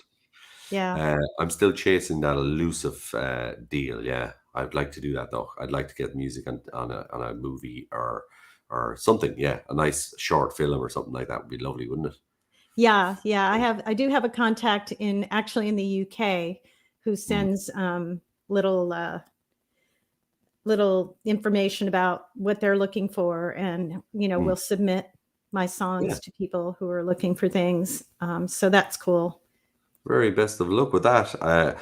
I listened to, by the way, I found 2 YouTube channels today, and this is important. I want to tell people about this because I found your YouTube channel with your live videos on it. But there's Right. another Julie Grower YouTube channel with the actual cover of the CD Singles. and the singles and the studio versions of them. And I think I'm going to try and make sure that people go listen to those too, because they are beautiful. Yeah. I got a whole new vibe going on when I heard them with the full works and the production, and they're wonderful. They're really, And the really newest nice. ones are the ones that were produced by Sean Byrne. It's Tell me about the new- Byrne. I guess it's Yeah. probably an Irish name. You would probably. It is Byrne. Yeah, very much. Sean it is is. a fantastic musician and singer-songwriter. He put some on that song you heard Down Here. Yeah. His idea was to put some cello on it, and the cello playing is just fabulous. Yeah. So Okay. Well, we're gonna have to get a link to that as well, and we'll try and get one of those songs up just so we can get a sense of the full arrangement. sure. Yeah, we were There's- talking about this before. I don't have a fully produced live music video because Yeah. that costs a lot of money. You don't need to. You know what? You don't need to. You don't, because what you're doing live, and it's important that people go and watch those videos on your channel. You do a great job on your own Thank you, singing thank live. you. Anyway, Yeah. tell me, actually, speaking of lives, do you do Facebook lives? I do some Facebook Live concerts. Sure. How Yeah. do How do you during find those? the when the pandemic, within Yeah. a few months of the pandemic, I did several streams, and I was streaming somewhat regularly. Yeah, I And saw. now I'm kind of keeping it to sort of event-based things like this, Yeah. and like conferences and Yeah, festivals and that type of thing. yeah. Because I watched back. I watched a couple of clips from your lives during the lockdowns, Yeah. and they were great. They were really good. You come Well, across thank you them so in real live, much. no problem to you. Like, I mean, so if you can do that, you don't need official live videos. If you can do it anyway, personally, it's even better, in my opinion. Anyway, Right. but the new singles, there's 3 new singles that have come out in the last couple of months. What are Mhm. they? So one of them Okay, is down here, isn't it? One of them is Down Here, and that's Yeah. the one that has that beautiful cello on it. Yeah. Another one is called Deal Breakers, and it's kind Yes. of a list song. It's an advice song from one woman to another about what Okay. not to accept or what to look out for. I guess it's red flags. Yeah. Yeah. Fair enough. Yeah, sounds good to me. And the last one is a song called Wheels and the World, which is a song that is a little bit of an older one, but that I never really had a recording that I was perfectly happy with. And Sean really hit the spot on that one. Brilliant. And it's a beautiful song. It's very kind of ethereal, and gives you a sense of peace. And the point of that song for me was just to say that we're in the right place at the right time, and we don't need to rush around and try to figure out the next thing all the time. And that time is just going at the pace it needs to. So That's good advice. I like that, Julie. Yeah, that's good. Yeah, that's food for thought. Because yeah. there's nothing you can do about it. You can't There's make a it go line in it faster. that says, You can't slow. we're just basically that we're always rushing around trying to achieve things. And sometimes that keeps us from realizing that what we really treasure and value the most is right there in front of us. So, Yeah. Wow. Very prolific, Julie. I like it. thank you. I like it. And I can tell you, like I've said a million times on this show, that the pandemic, if you want to call it that, has had a lot of upsides, a lot of good things. I know a lot of tragedy and a lot of awful things have happened, but it has taught a lot of us what you just said there about, like, just slowing down and just taking your time, and actually to be with your family or with your friends or wherever you are, and just be there. Exactly. And don't be running. You don't need to get, a million miles around the place every day. Mhm. So yeah, it's true. It's very true. I'm going to be thinking about that now after the show. See, every now and again, a guest comes out with a something like that. Now you've just done it, and that's going to stick in my mind now for hours. So thank you. You're What welcome. are you going to play for us live? Okay, well, this song was actually inspired by a song prompt with a group that I participate with a couple of times a year, that's run by a fantastic songwriter called Craig Carruthers. Yeah. And he comes up with some really crazy prompts. Right. Okay. Yeah, and they're challenging and they're really fun. So the prompt for this song was to use the word dragon. Right. And I can talk a little bit more about it after I play it, but Will we go for it first, and then we'll talk about it? yeah, because I don't want to give too much away. Don't. Okay, let's do it. Okay, without further ado, live, Julie started? Grower live. You hearing everything okay? I can hear everything okay here. Yep, all good, All Julie. right, good. In your own time. Massive fire-breathing dragons once roamed the land, feared by many, challenged by few, filled our heads with wondrous stories of God and man. Epic battles, your fame it grew. Millions of years on this earth, now your numbers are small. Sea keeps rising every day, your island's bound to fall. Oh, you go?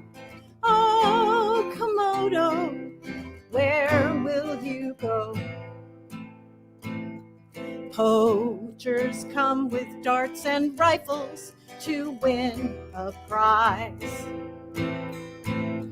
Towns move closer and box you in.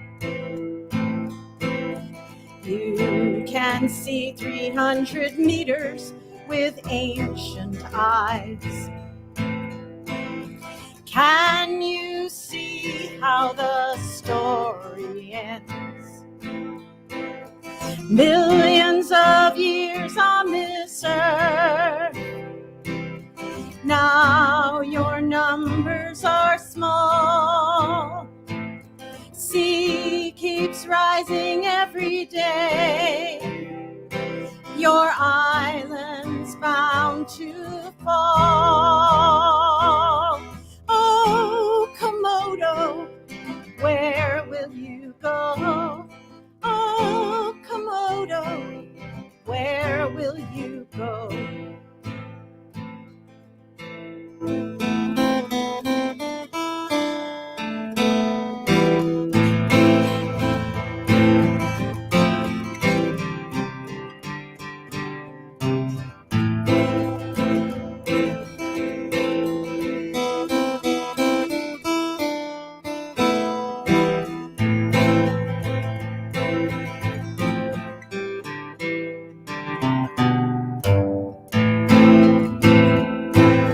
Millions of years on this earth. Now your numbers are small. Sea keeps rising every day. Will we destroy you all? Oh, Komodo, where will you go? Oh, Komodo, where will you go? Oh, Komodo, where will you go? Oh, Komodo, where will you go?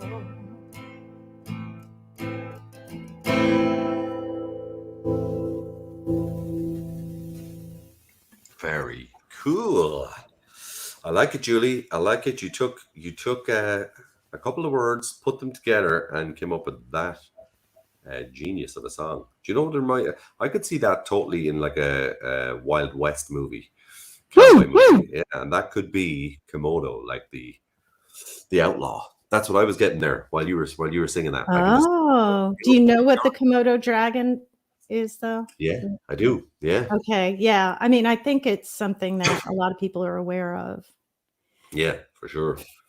But So tell me about this. So what happened? You were told to come up with a song with the word dragon, and what else? What else? That was the only specification, was that the song had to have the word dragon in it. So I thought, oh, that's fun. But I was really feeling moved and emotional about climate change, and I wanted to write a song about climate change. I mean, that was just where my heart was, and what I wanted to do next was to write a song about climate change. Yeah. And so I was given this prompt, dragon, and I just did what I do, which is and what a lot of people do, I just went to Google. Why not? And I typed in dragon and climate change. Yeah. And the first thing that came up was the Komodo dragon. Yeah. And it kind of inspired me to do a whole bunch of research on them. And I fell in love with them. I mean, they're really pretty fierce and amazing animals. Yeah. But also a beautiful animal to watch from afar, by the way. Yeah, but yes, a beautiful. And there animal. are literally, I think, like 5,000 of them left on the earth. Yeah. They are very highly endangered species, and they live on, like, I think 3 small islands in Indonesia. One of them is called the Komodo Island, and there's less and less place for them to live, and more and more of them dying, and it's very sad. And just to think of only 5,000 left in the world. And there's lots of other species that we're losing as well. So We are at a very fast pace, by the Yeah. way. Yeah, very Yeah. fast pace. so not to that's- end on too negative a No, but, note, well, but look, the fact know- that the fact that you could do that though from taking one word, that's probably a good way to explain how writing songs works. You just did it Yeah. there in a nutshell, and that's good It for was- everybody to watch how you can take a word. It's something like what we used to do in college as well. Like I was telling you about collaboration, we used to do Mhm. experiments with words and stuff like that, and it's really good for exercising your songwriting brain or your poetry brain or your imagination in general. Yeah. So And yeah, it- I I love just- it. I can still see the cowboy though. I do see this cowboy and his name is well, maybe Komodo. that's the music. Yeah. But it's the way you sing it too. I can hear it on that movie. There's your placement on the movie. There's a placement on the movie. Yeah, for Somebody sure. decides to make a western, a good cowboy movie, and Komodo is the character because I think it's quite And I'm cool. participating in a folk conference that's based Yes. in the Southwest. This is important weekend. because I wanted to ask you this before we finish Segue. up. It's really important, okay? No, segue is right. So the Southwestern Regional Folk Alliance Conference, or Americana Fest. Well, is they're two different things, really. two different things. Okay, so we'll just stick with the alliance. You're involved heavily there. So what that's on right now, isn't it? That's on right now. It's this evening. There are some private showcases that I'm going to be performing in. And it's people from all over the Southwest of the United States. There's a organization called the International Folk Alliance, and then they have regions. So I participate both in the Southwest region and the Southeast region because I'm kind of right in the middle, so I can kind of go either way. Either way, good. Being in Nashville. Yeah. And it's an opportunity to hear lots of amazing music. You can actually go to their website and register, and it's a pay what you like fee. And that will get you entree into all of the private showcases and all of the main showcases. There's links all over that website. If you, that's brilliant. So you can pay your fee in, and then you can just go like a virtual festival. Is it? You can just go watch it. That's brilliant. I like that. You can just bounce from showcase to showcase and room to room and hear all of the wonderful folk music you like. And all live. Is it all live as well? It's all live. Wow, that's great. Yeah. Oh, and tell me when are you playing? You're playing this evening. So this evening I have two showcases. One is at 9:50 Central Time, which is kind of in the wee hours for you guys. Okay. So if you're up and you don't sleep at night, There's so many one is people at here. 9:50 Central, and that is the New Mexico chapter that I'm going to be joining with, and I'll probably play my Komodo song for them. So do. And then there's a organization called the Our Haven House Concerts, and they're based in Austin, Texas.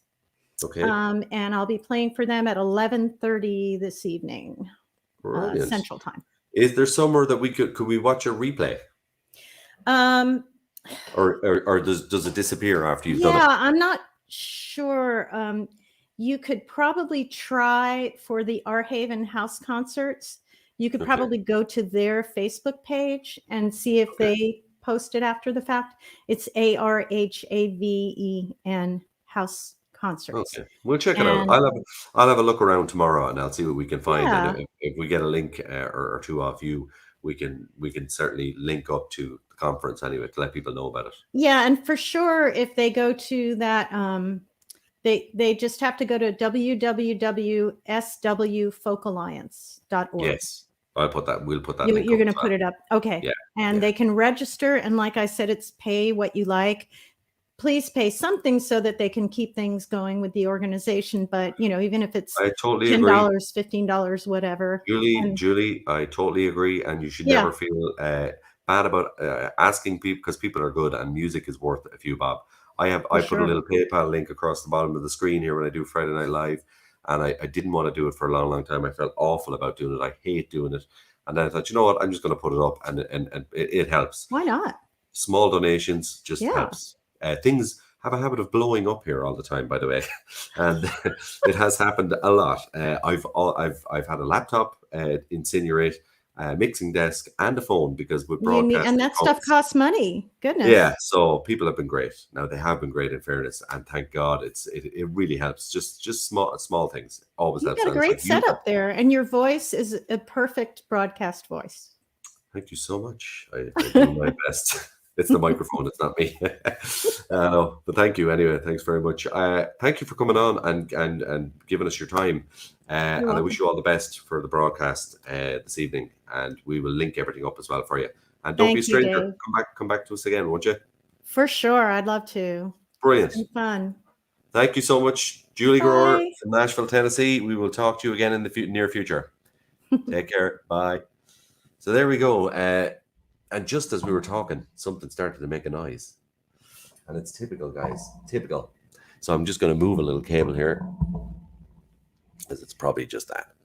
I'm in the house of noises. This is a very, very old house, and sometimes cables just go off on their own and do strange things, like it's doing right now. Anyway, I'm going to keep going before it gets any worse, and I'll try and fix it.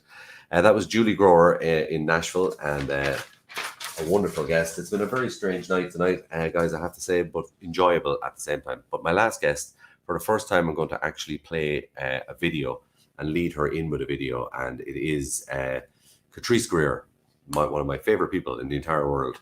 And we only know each other virtually, but this is a poem or a spoken word piece that she wrote called The Heights, and I love it. And I want to play this for you guys to give you a sense of what Catrice does online as well, because you've all seen her here many, many times.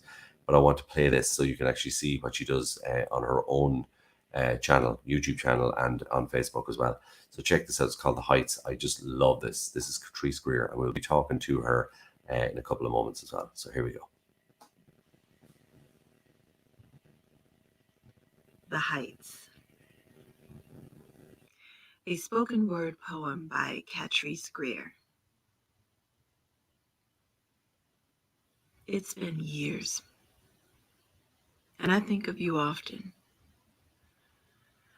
And I remember you sitting on the stoop with your boys, your cousins, doing what you knew, but wanting more. One day, after arrests and adventures, girlfriends, missteps, and babies, you turned 21. The sun was shining. It was your summer, and your joy drove circles around Wilton Heights in your car. Your favorite music blasting, lyrics reverberating from every corner, fence post, doorknob, and amplified in the hollow of the only quiet nook in the horseshoe turn.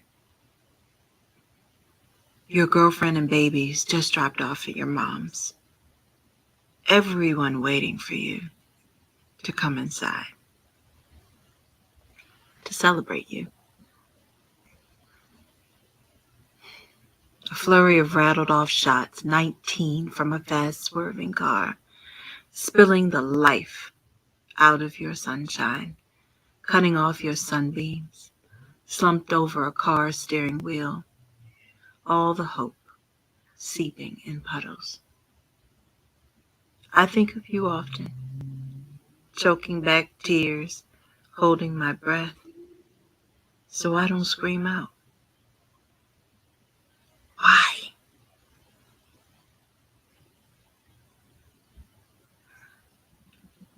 I miss your smile, your young bravado, intelligence, questions, what ifs, and how comes. Your joy, you, wanting more out of life, making plans to be your best. And we talk, second chances, new plans, brother to sister, friends. You'd ask me how come I'm so different. And I couldn't understand how come you couldn't see. We were the same, just people living.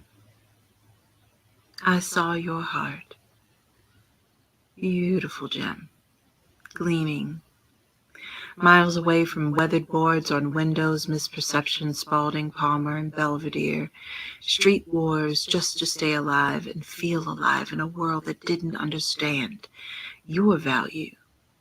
Stunted short by gunshots, rivalry, and misdirected youth, 3-strike rules, missed opportunities, and poverty that brutally entraps, forced by pressures unseen but well known. Making decisions that bright little brown boys rarely grow up, with dreams of making their lives less than the greatness they deserve. Wished you a happy birthday. Seems like I had just seen you yesterday. Gone, gone, and we miss you. Every day, every minute of every hour of every day. It's been years.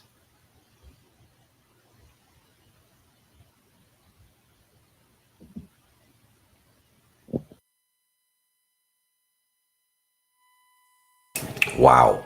And that is just a snippet of what my friend Catrice Greer can do.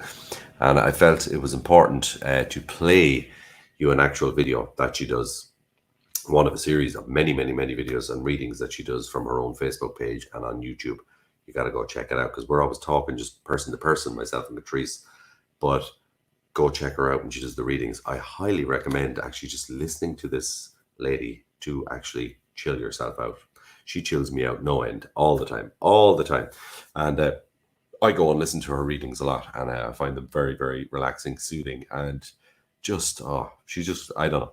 You're just going to have to meet her yourself again, and you'll know what I mean. You'll know after a couple of minutes. Catrice, welcome back to Friday Night Live. Hello, hello, hello. I'm just telling everybody about how soothing and relaxing your voice is. And I go to those videos a lot. And sometimes when I'm working away here during the day, I just put your voice on and I glance once or twice and I go, yeah, Catrice, she's there. It is definitely her. But actually, all I need to do is listen because it's your voice. It's so soothing. It's unbelievable. You are very kind. Thank you. How are you keeping? I'm doing great. Are you actually outdoors? No. This is my dining area. There we go. I thought you were. There's such lovely sunlight coming in there. I thought maybe she's out in the garden. Maybe she's underneath some sort of a tropical tree or something there with the cups behind her. Okay, so you're in the kitchen. I am in my dining area, but I like to be surrounded by plants, as you can see. Nice. I like green. I like it. Yeah, I'm the same. Well, I'm not the same. My wife is the same. My wife, there's more of the garden inside the house than there is outside. My kind of woman. I like that. Well done. It's nice. It is nice. And we're always having the argument about I go to the sink and she's soaking a plant in the sink. And this happens a lot. And I'm going to the sink to try and get a glass of water or empty something and there's a big plant in the sink. So now I just go, isn't it wonderful? Just leave it there. There's no point. But tell me this, The Heights. What a beautiful piece. Give me a little background into that piece, please. At one time in my life, I was a mail carrier, and for about 16 years. And I delivered mail in a number of places here in Maryland, or Baltimore, Maryland, county and city. In the particular area that poem is about, I had befriended a group of young men, and it was a hard road to those friendships. A story for another day. Okay. But a blessing nonetheless. Okay. And unfortunately, just before his birthday, literally the night of, I had just said hello, goodbye to them because I saw patrons all the time, and they were so friendly. I went home. I came back the next day to work and found out that he had been murdered in front of his mother's home, where I also delivered mail. And very sad. Yeah, it was really sad. And unfortunately, I saw a number of shootings myself, but Okay. that one hit really hard because it was just someone that I had seen so regularly, Yeah. and Yeah. he was a good soul. Yeah. It is. So yeah, and then doesn't it kind of throw up the whole gun law thing and everything as well? You know, there's because the shootings are so prevalent in the States. Yeah. You know, and it's kind of, I know that's a whole other story as well for some night, but it is kind of, sometimes it's kind of frightening that how easy it is to get arms, to be armed in the States. It's kind of, it blows my mind. I wonder sometimes how that ever came about. Right. You know, do you ever wonder about that? I have my thoughts about the allowance of that and how that comes to fruition. I don't have any definitive statements, but you I know. know, Yeah. it's interesting. Yeah. And I will say this, in Baltimore, where I live, we have over 300 murders each year, particularly by gunfire. So Wow. it's a significant issue, That is which a lot. means Yeah. that we're losing lives, but we also, there are many people who are mourning. So for Yeah. every year Yeah. that happens, there are more families in mourning. Yeah. A lot. Yeah. It's really a challenging situation. So for me, that poem is 20 years in the making. Okay. It took a very long time for me to write Yeah. that, simply because I saw too many shootings. It was Mm. too difficult to touch. But there's Yeah. a greater point to the poem too, that particular person's life really is an everyman kind of poem, or every Okay. woman, every man kind of poem, because it applies to many of the lives that Yeah. are lost Yeah. to gunfire. It's not a singular story anymore. It's Yeah. the story Yeah. of many. So Resonates. Yeah, it does. It yeah, does. I hope it helps people. And I wrote the poem in 2019 for a trilogy of poems that the editor of a newspaper called the Afro-American Newspaper. It's a local newspaper as well as a national newspaper. Okay. It's one of our older, it's a historic African-American newspaper.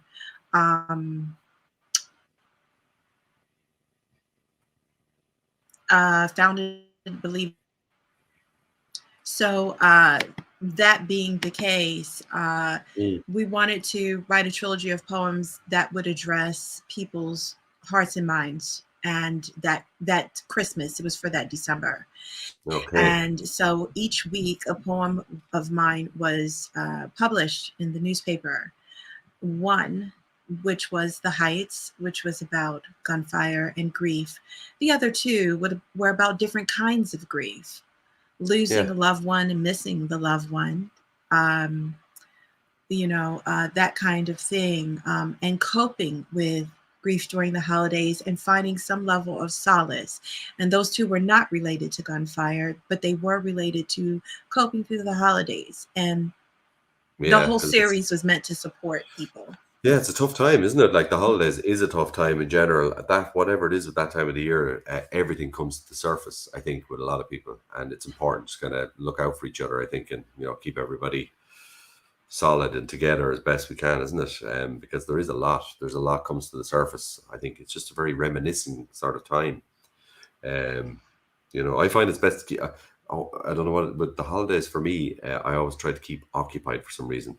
I try not to think too much because it can really get in, the things you don't want to get too deep into thinking about. But then if you've somebody to talk to and you've got, somewhere to go, it is nice to kind of air your thoughts and let them out, But anyway, because this is the first time I'm actually I want you to be like a guest now, a proper guest this evening, okay? So I want to say a few things because this is important. Because I'm always saying about your lovely voice and your relaxing and all that stuff. But I also want to say some more stuff. Nominee for the 2021 Pushcart Prize. Now, what's happening here with this? What is this prize about? Well, it's a prize for different types of work, often poetry, but it's to honor work through small presses. Okay. So small presses will nominate poems that they feel rise to the occasion and quality of work to be honored by such a nomination. It was certainly a surprise, and for me, and a welcome surprise, and I'm grateful for it. It was Yeah. for my performance poem called Mama Menzas, Yes. and Okay. the press is called Ice Flow Press.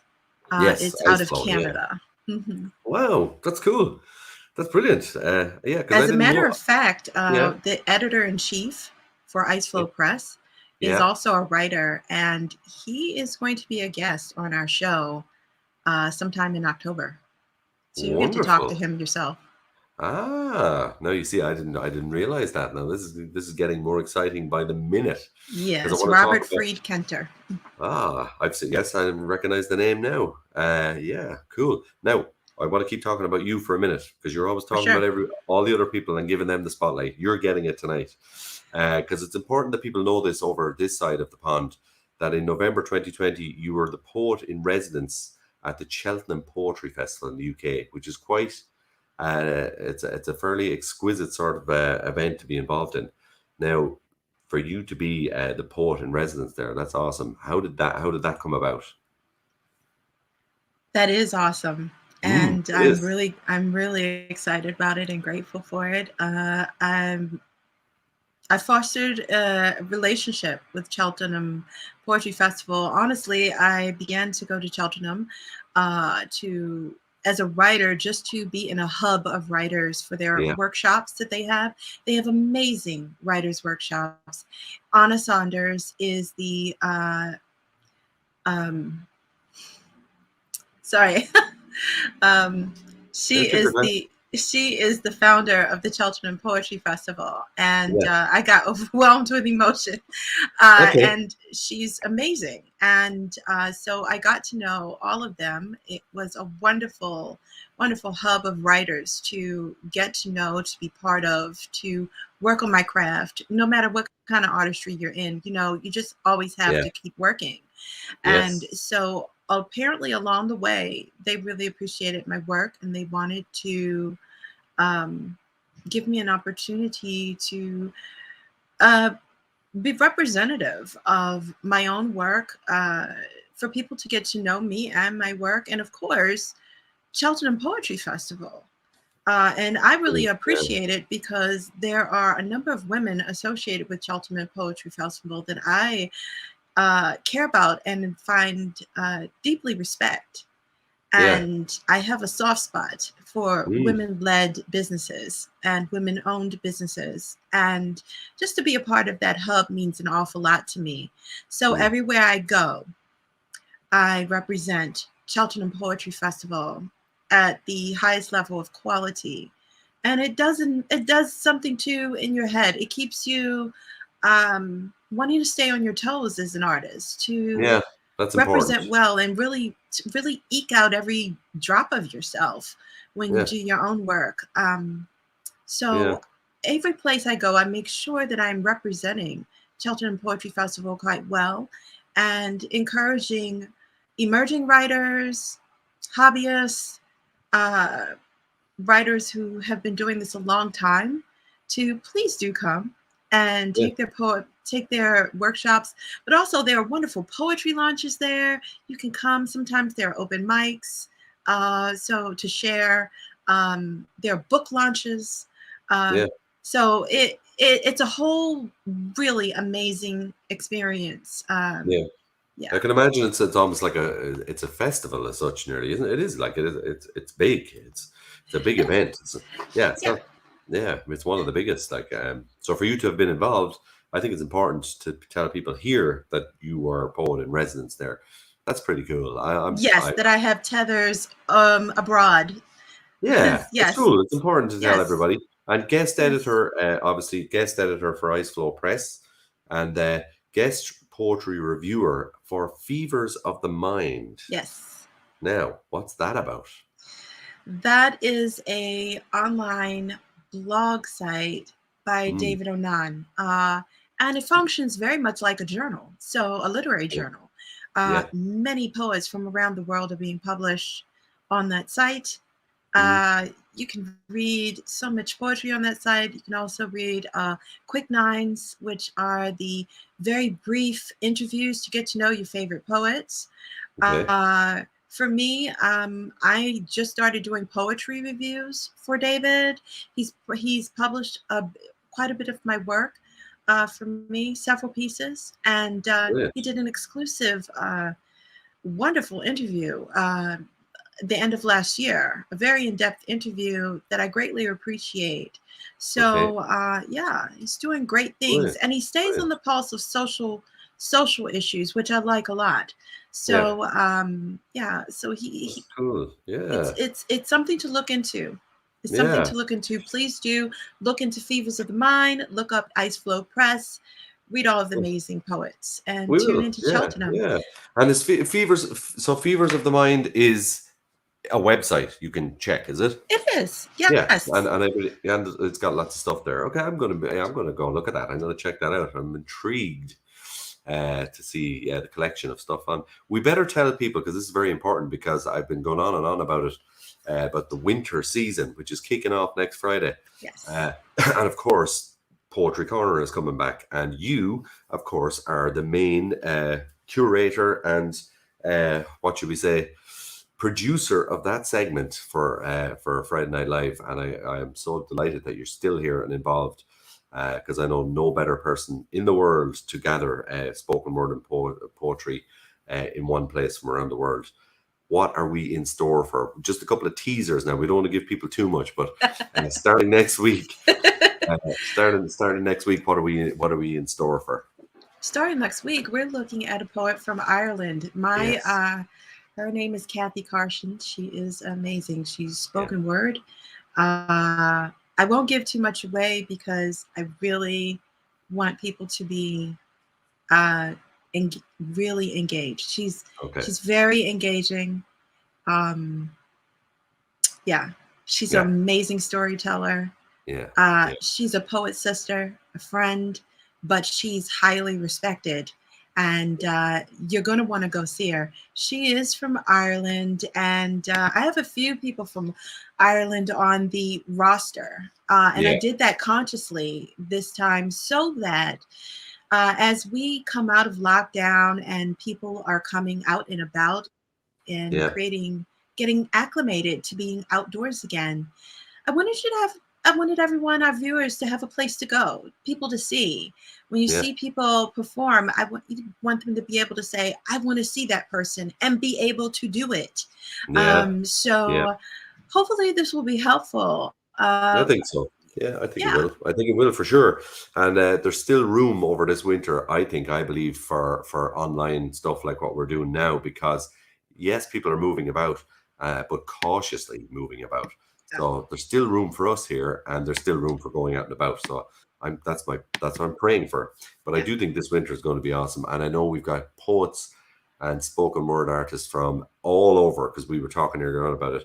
The Philippines, India, United States, all over, UK, Ireland, Europe, everywhere. So it's going to be one hell of a mixed bag of fun and an exciting journey. I can't wait. And of course, you will be there on and off throughout the whole winter when we can get you on camera. We're always going to be having you on throughout the winter season, just for quick chats, which I'm quite looking forward to as well. And before we finish Friday Night Live tonight, because it was quite a shaky start tonight, Catrice, with a very strange start. My first guest got lost in it. Well, not lost, but he couldn't get the taxi home. Unfortunately, got held up from the airport, which, look, it happens. And it threw me a bit at the start then, because I only had so many videos to back myself up. And then he was so, he was so held up that I ran out of videos. But thankfully, my second guest came on, then we got him back and all that sort.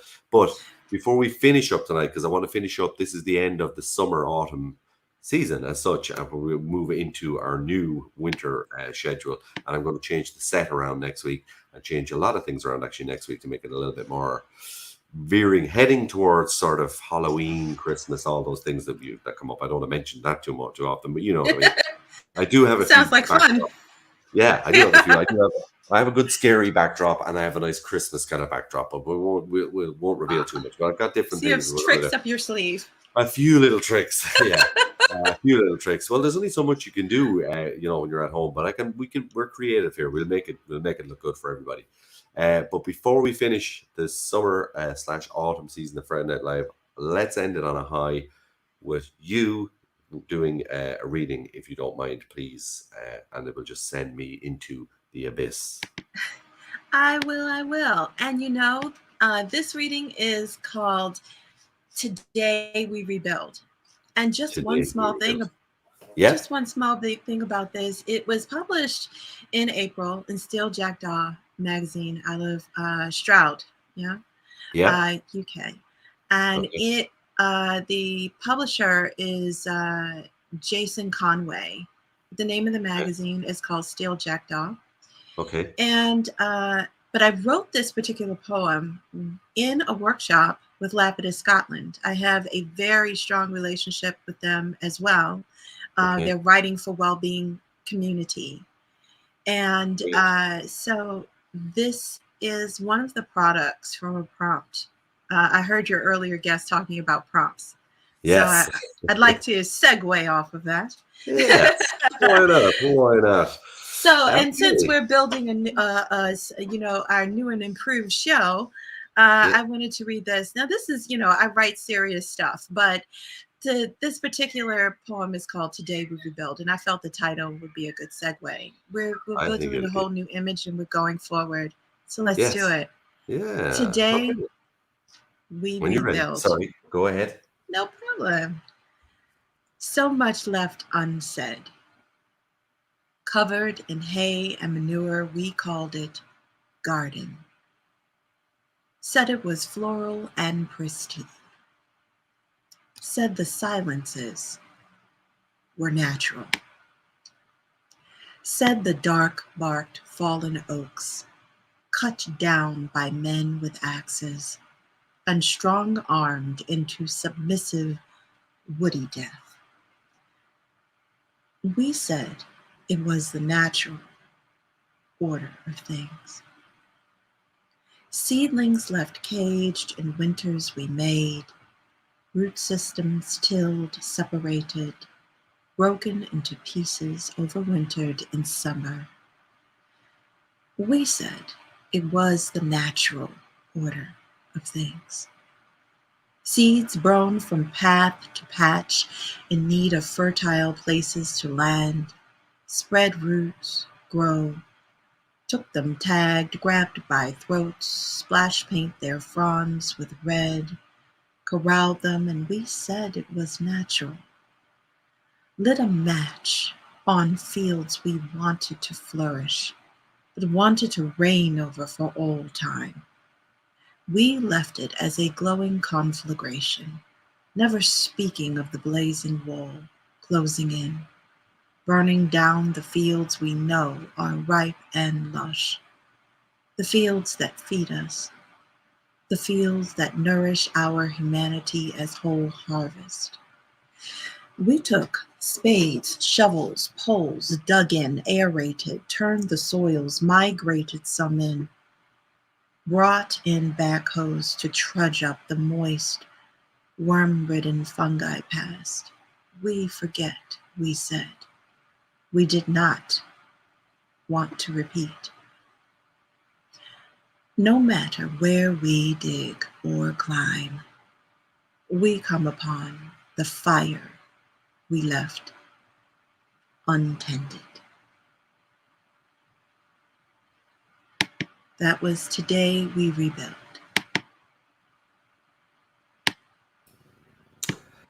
You okay? Yeah, I'm okay. Do you remember, the word that I use? You know what I'm going to say now, don't you? Because Evaporated. I've just evaporated. Again, twice I nearly actually closed my eyes there, and I couldn't do that on camera, but I actually did. I almost closed my eyes there, I had to say it. Wonderful. Oh my God. Really, really nice piece. I can see you also, and I got to say this because it's really important. I could see you, do you know, like Morgan Freeman, okay? You are the female Morgan Freeman. You know how he does his voiceovers on movies and stuff, and he's famous for his voice. I absolutely want to do narration so badly and voiceovers. You could do it. Audiobooks, movies, all that kind of stuff. I could see you narrating anything and making it sound good. I And I love mean that that. genuinely. Genuinely, you should. Yeah, I think you'd be amazing. Do you know what we might do for the winter season? Do you know what would be really cool? We might do some little audio clips, and we'll get Catrice's audio clips, so you could like just do like just a little intro or a little, sort of little Friday Night Live intro pieces and all, and we could just have a little, chill out couple of minutes in the middle of each show, just have you narrate something. Sounds I think good to me. I think that'd be really cool. I'd love to be Morgana Freeman. Okay, fair enough. I get it. Yeah, I get it. Well, look, I mean, right now, I would love to do that. I really, really have been wanting to get into narration and voiceovers, and just trying to figure out how to make that happen. How to do it? Yeah. Yeah, because I've been told that myself a couple of times. I should give it a shot, and I thought you have a really great voice. We're kind of similar that way, aren't we? We've got that kind of calming thing going on, or something. Lots of people say, "Oh my God, when you talk, it's so calming, it's so relaxed, or whatever." It's just the way we talk, but it's nice to have it. Right. It's nice to. So yeah, maybe we should look into that, Catrice. We'll sign. We'll both see if we can get a deal as narrators, and yeah, we can make a movie or something. Make a narration movie or something. We could do something. Yeah. Yeah, Friday Night Live, the movie. Maybe they'll make a movie about it someday. Who knows? Anyway, for now, signing off for the autumn season with none other than Catrice Greer, one of my first guests, really, when it all kicked off too. You were back in the early days, and Poetry Corner curator and producer. It's all happening, and we're back next week, so I can't wait. I can't wait for all of it to start, and changing the set, changing everything. And, hey Dave, before you go, can you tell me what is your favorite song of yours? I need to know that. What is my favorite song that I've written myself or of somebody else? Of yours. Oh, of mine. My favorite song that I've written would be, I think, "Holding On to Danger." Okay. From the album. That would be my favorite song. Yeah. So actually, now you've just segued me again, because I have to do a shameless plug before I leave tonight, and I might just go look for that and play it just for fun. And please do. I will. Actually, I'm going to do that and dedicate it to you, Catrice, for all your help and everything, and all your involvement with Friday Night Live. How we have flowered and grown as friends virtually, and someday in person. I'm sure it's going to happen. It is going to happen. Yes. In the future. So I wish you all the best for another little while, but we'll be in touch, and I can't wait to get everything going next week. Have a peaceful and safe and great day, Catrice, and we will talk to you soon in Ireland again. Good night. Bye. So yes, folks, that's it. A strange night for at the beginning. It wasn't the internet for a change, because usually it is the internet that gets me. It was just unfortunate. With poor Peter, my first guest, he got caught in a taxi and couldn't get from the airport to home. It happens, and there's nothing as bad. And I know he has sent his apologies many times, and it happens. Look, it happens, and he got there, and we got him, and that's the main thing. And we got to have a chat. But now that Catrice has just asked me what my favorite song was, nobody ever asks me that, to be quite honest. It is, of course, "Holding On to Danger." I do like it as a song. So what I'm going to do, if I can find it quick enough, 1 second, guys. I'm just going to see if I can find it quick enough that we could run it for our shameless plug at the end of the night. Once again, thanks to everybody for joining me. And if you can see the PayPal link on the bottom of the screen, guys, that is just for small donations for Friday Night Live. All appreciate it. It does help, because as we spoke earlier on about, things blow up, equipment goes, and all this streaming that's gone on. There's always a few little costs with stuff, so it really helps if you can do that. Also, I suppose I better shameless plug the album. You can order or buy this through PayPal as well. The link on the bottom of the screen if you want to get an album and actually get something for your donation. Thank you so much, guys. Once again, episode 23, the end of the summer-autumn season, and next week into new things, the winter season. Can't wait. Got to change around the room. Maybe actually we might actually change the entire thing and leave the room and go somewhere else. I'm not sure yet, but I know it's going to be different. We're going to try and do something with a new backdrop, and maybe we'll see if it's stay in the sunroom or not. We'll see. maybe you can send some suggestions where you think we should go next, because I've kind of been all around the house. I don't know where else to go. So we'll see. We'll have a look into that. But thank you very much, guys, for joining me once again. This is from Singing with the Album last year. And this is called Holding On to Danger for Catrice, my last guest. See you all next week for the winter, first of the winter shows. Good night. God bless. Take care, guys. Thanks for tuning in. Dave Morrissey, signing out. Holding on to danger when there's nothing left to say.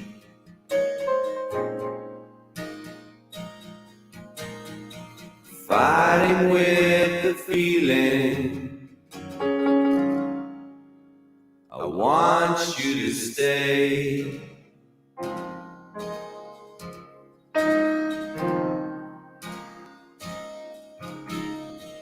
Isolated incidents and kept behind closed doors.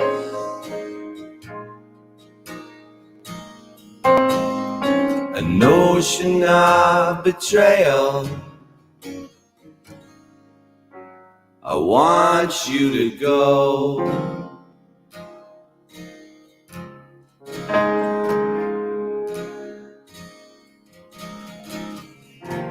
And if we go to war, we stand to lose it all. No win, no lose, no draw. Instead we share the blame. And that's why I still remain. Holding on to danger. 'Cause it's the only thing I've got.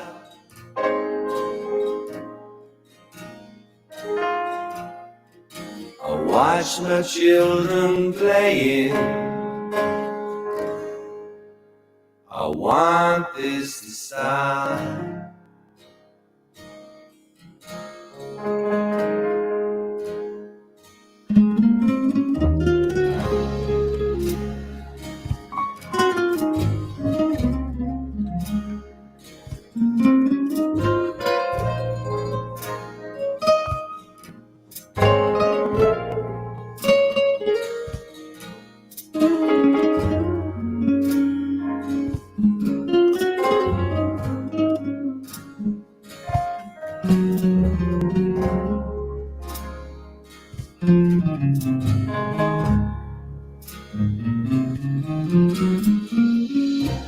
And if we go to war, we stand to lose it all.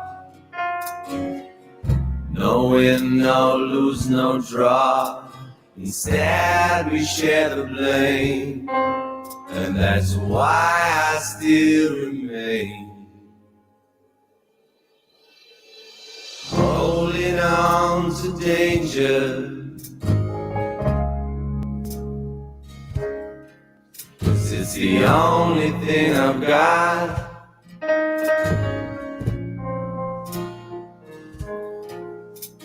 A notion of betrayal. I want this to stop.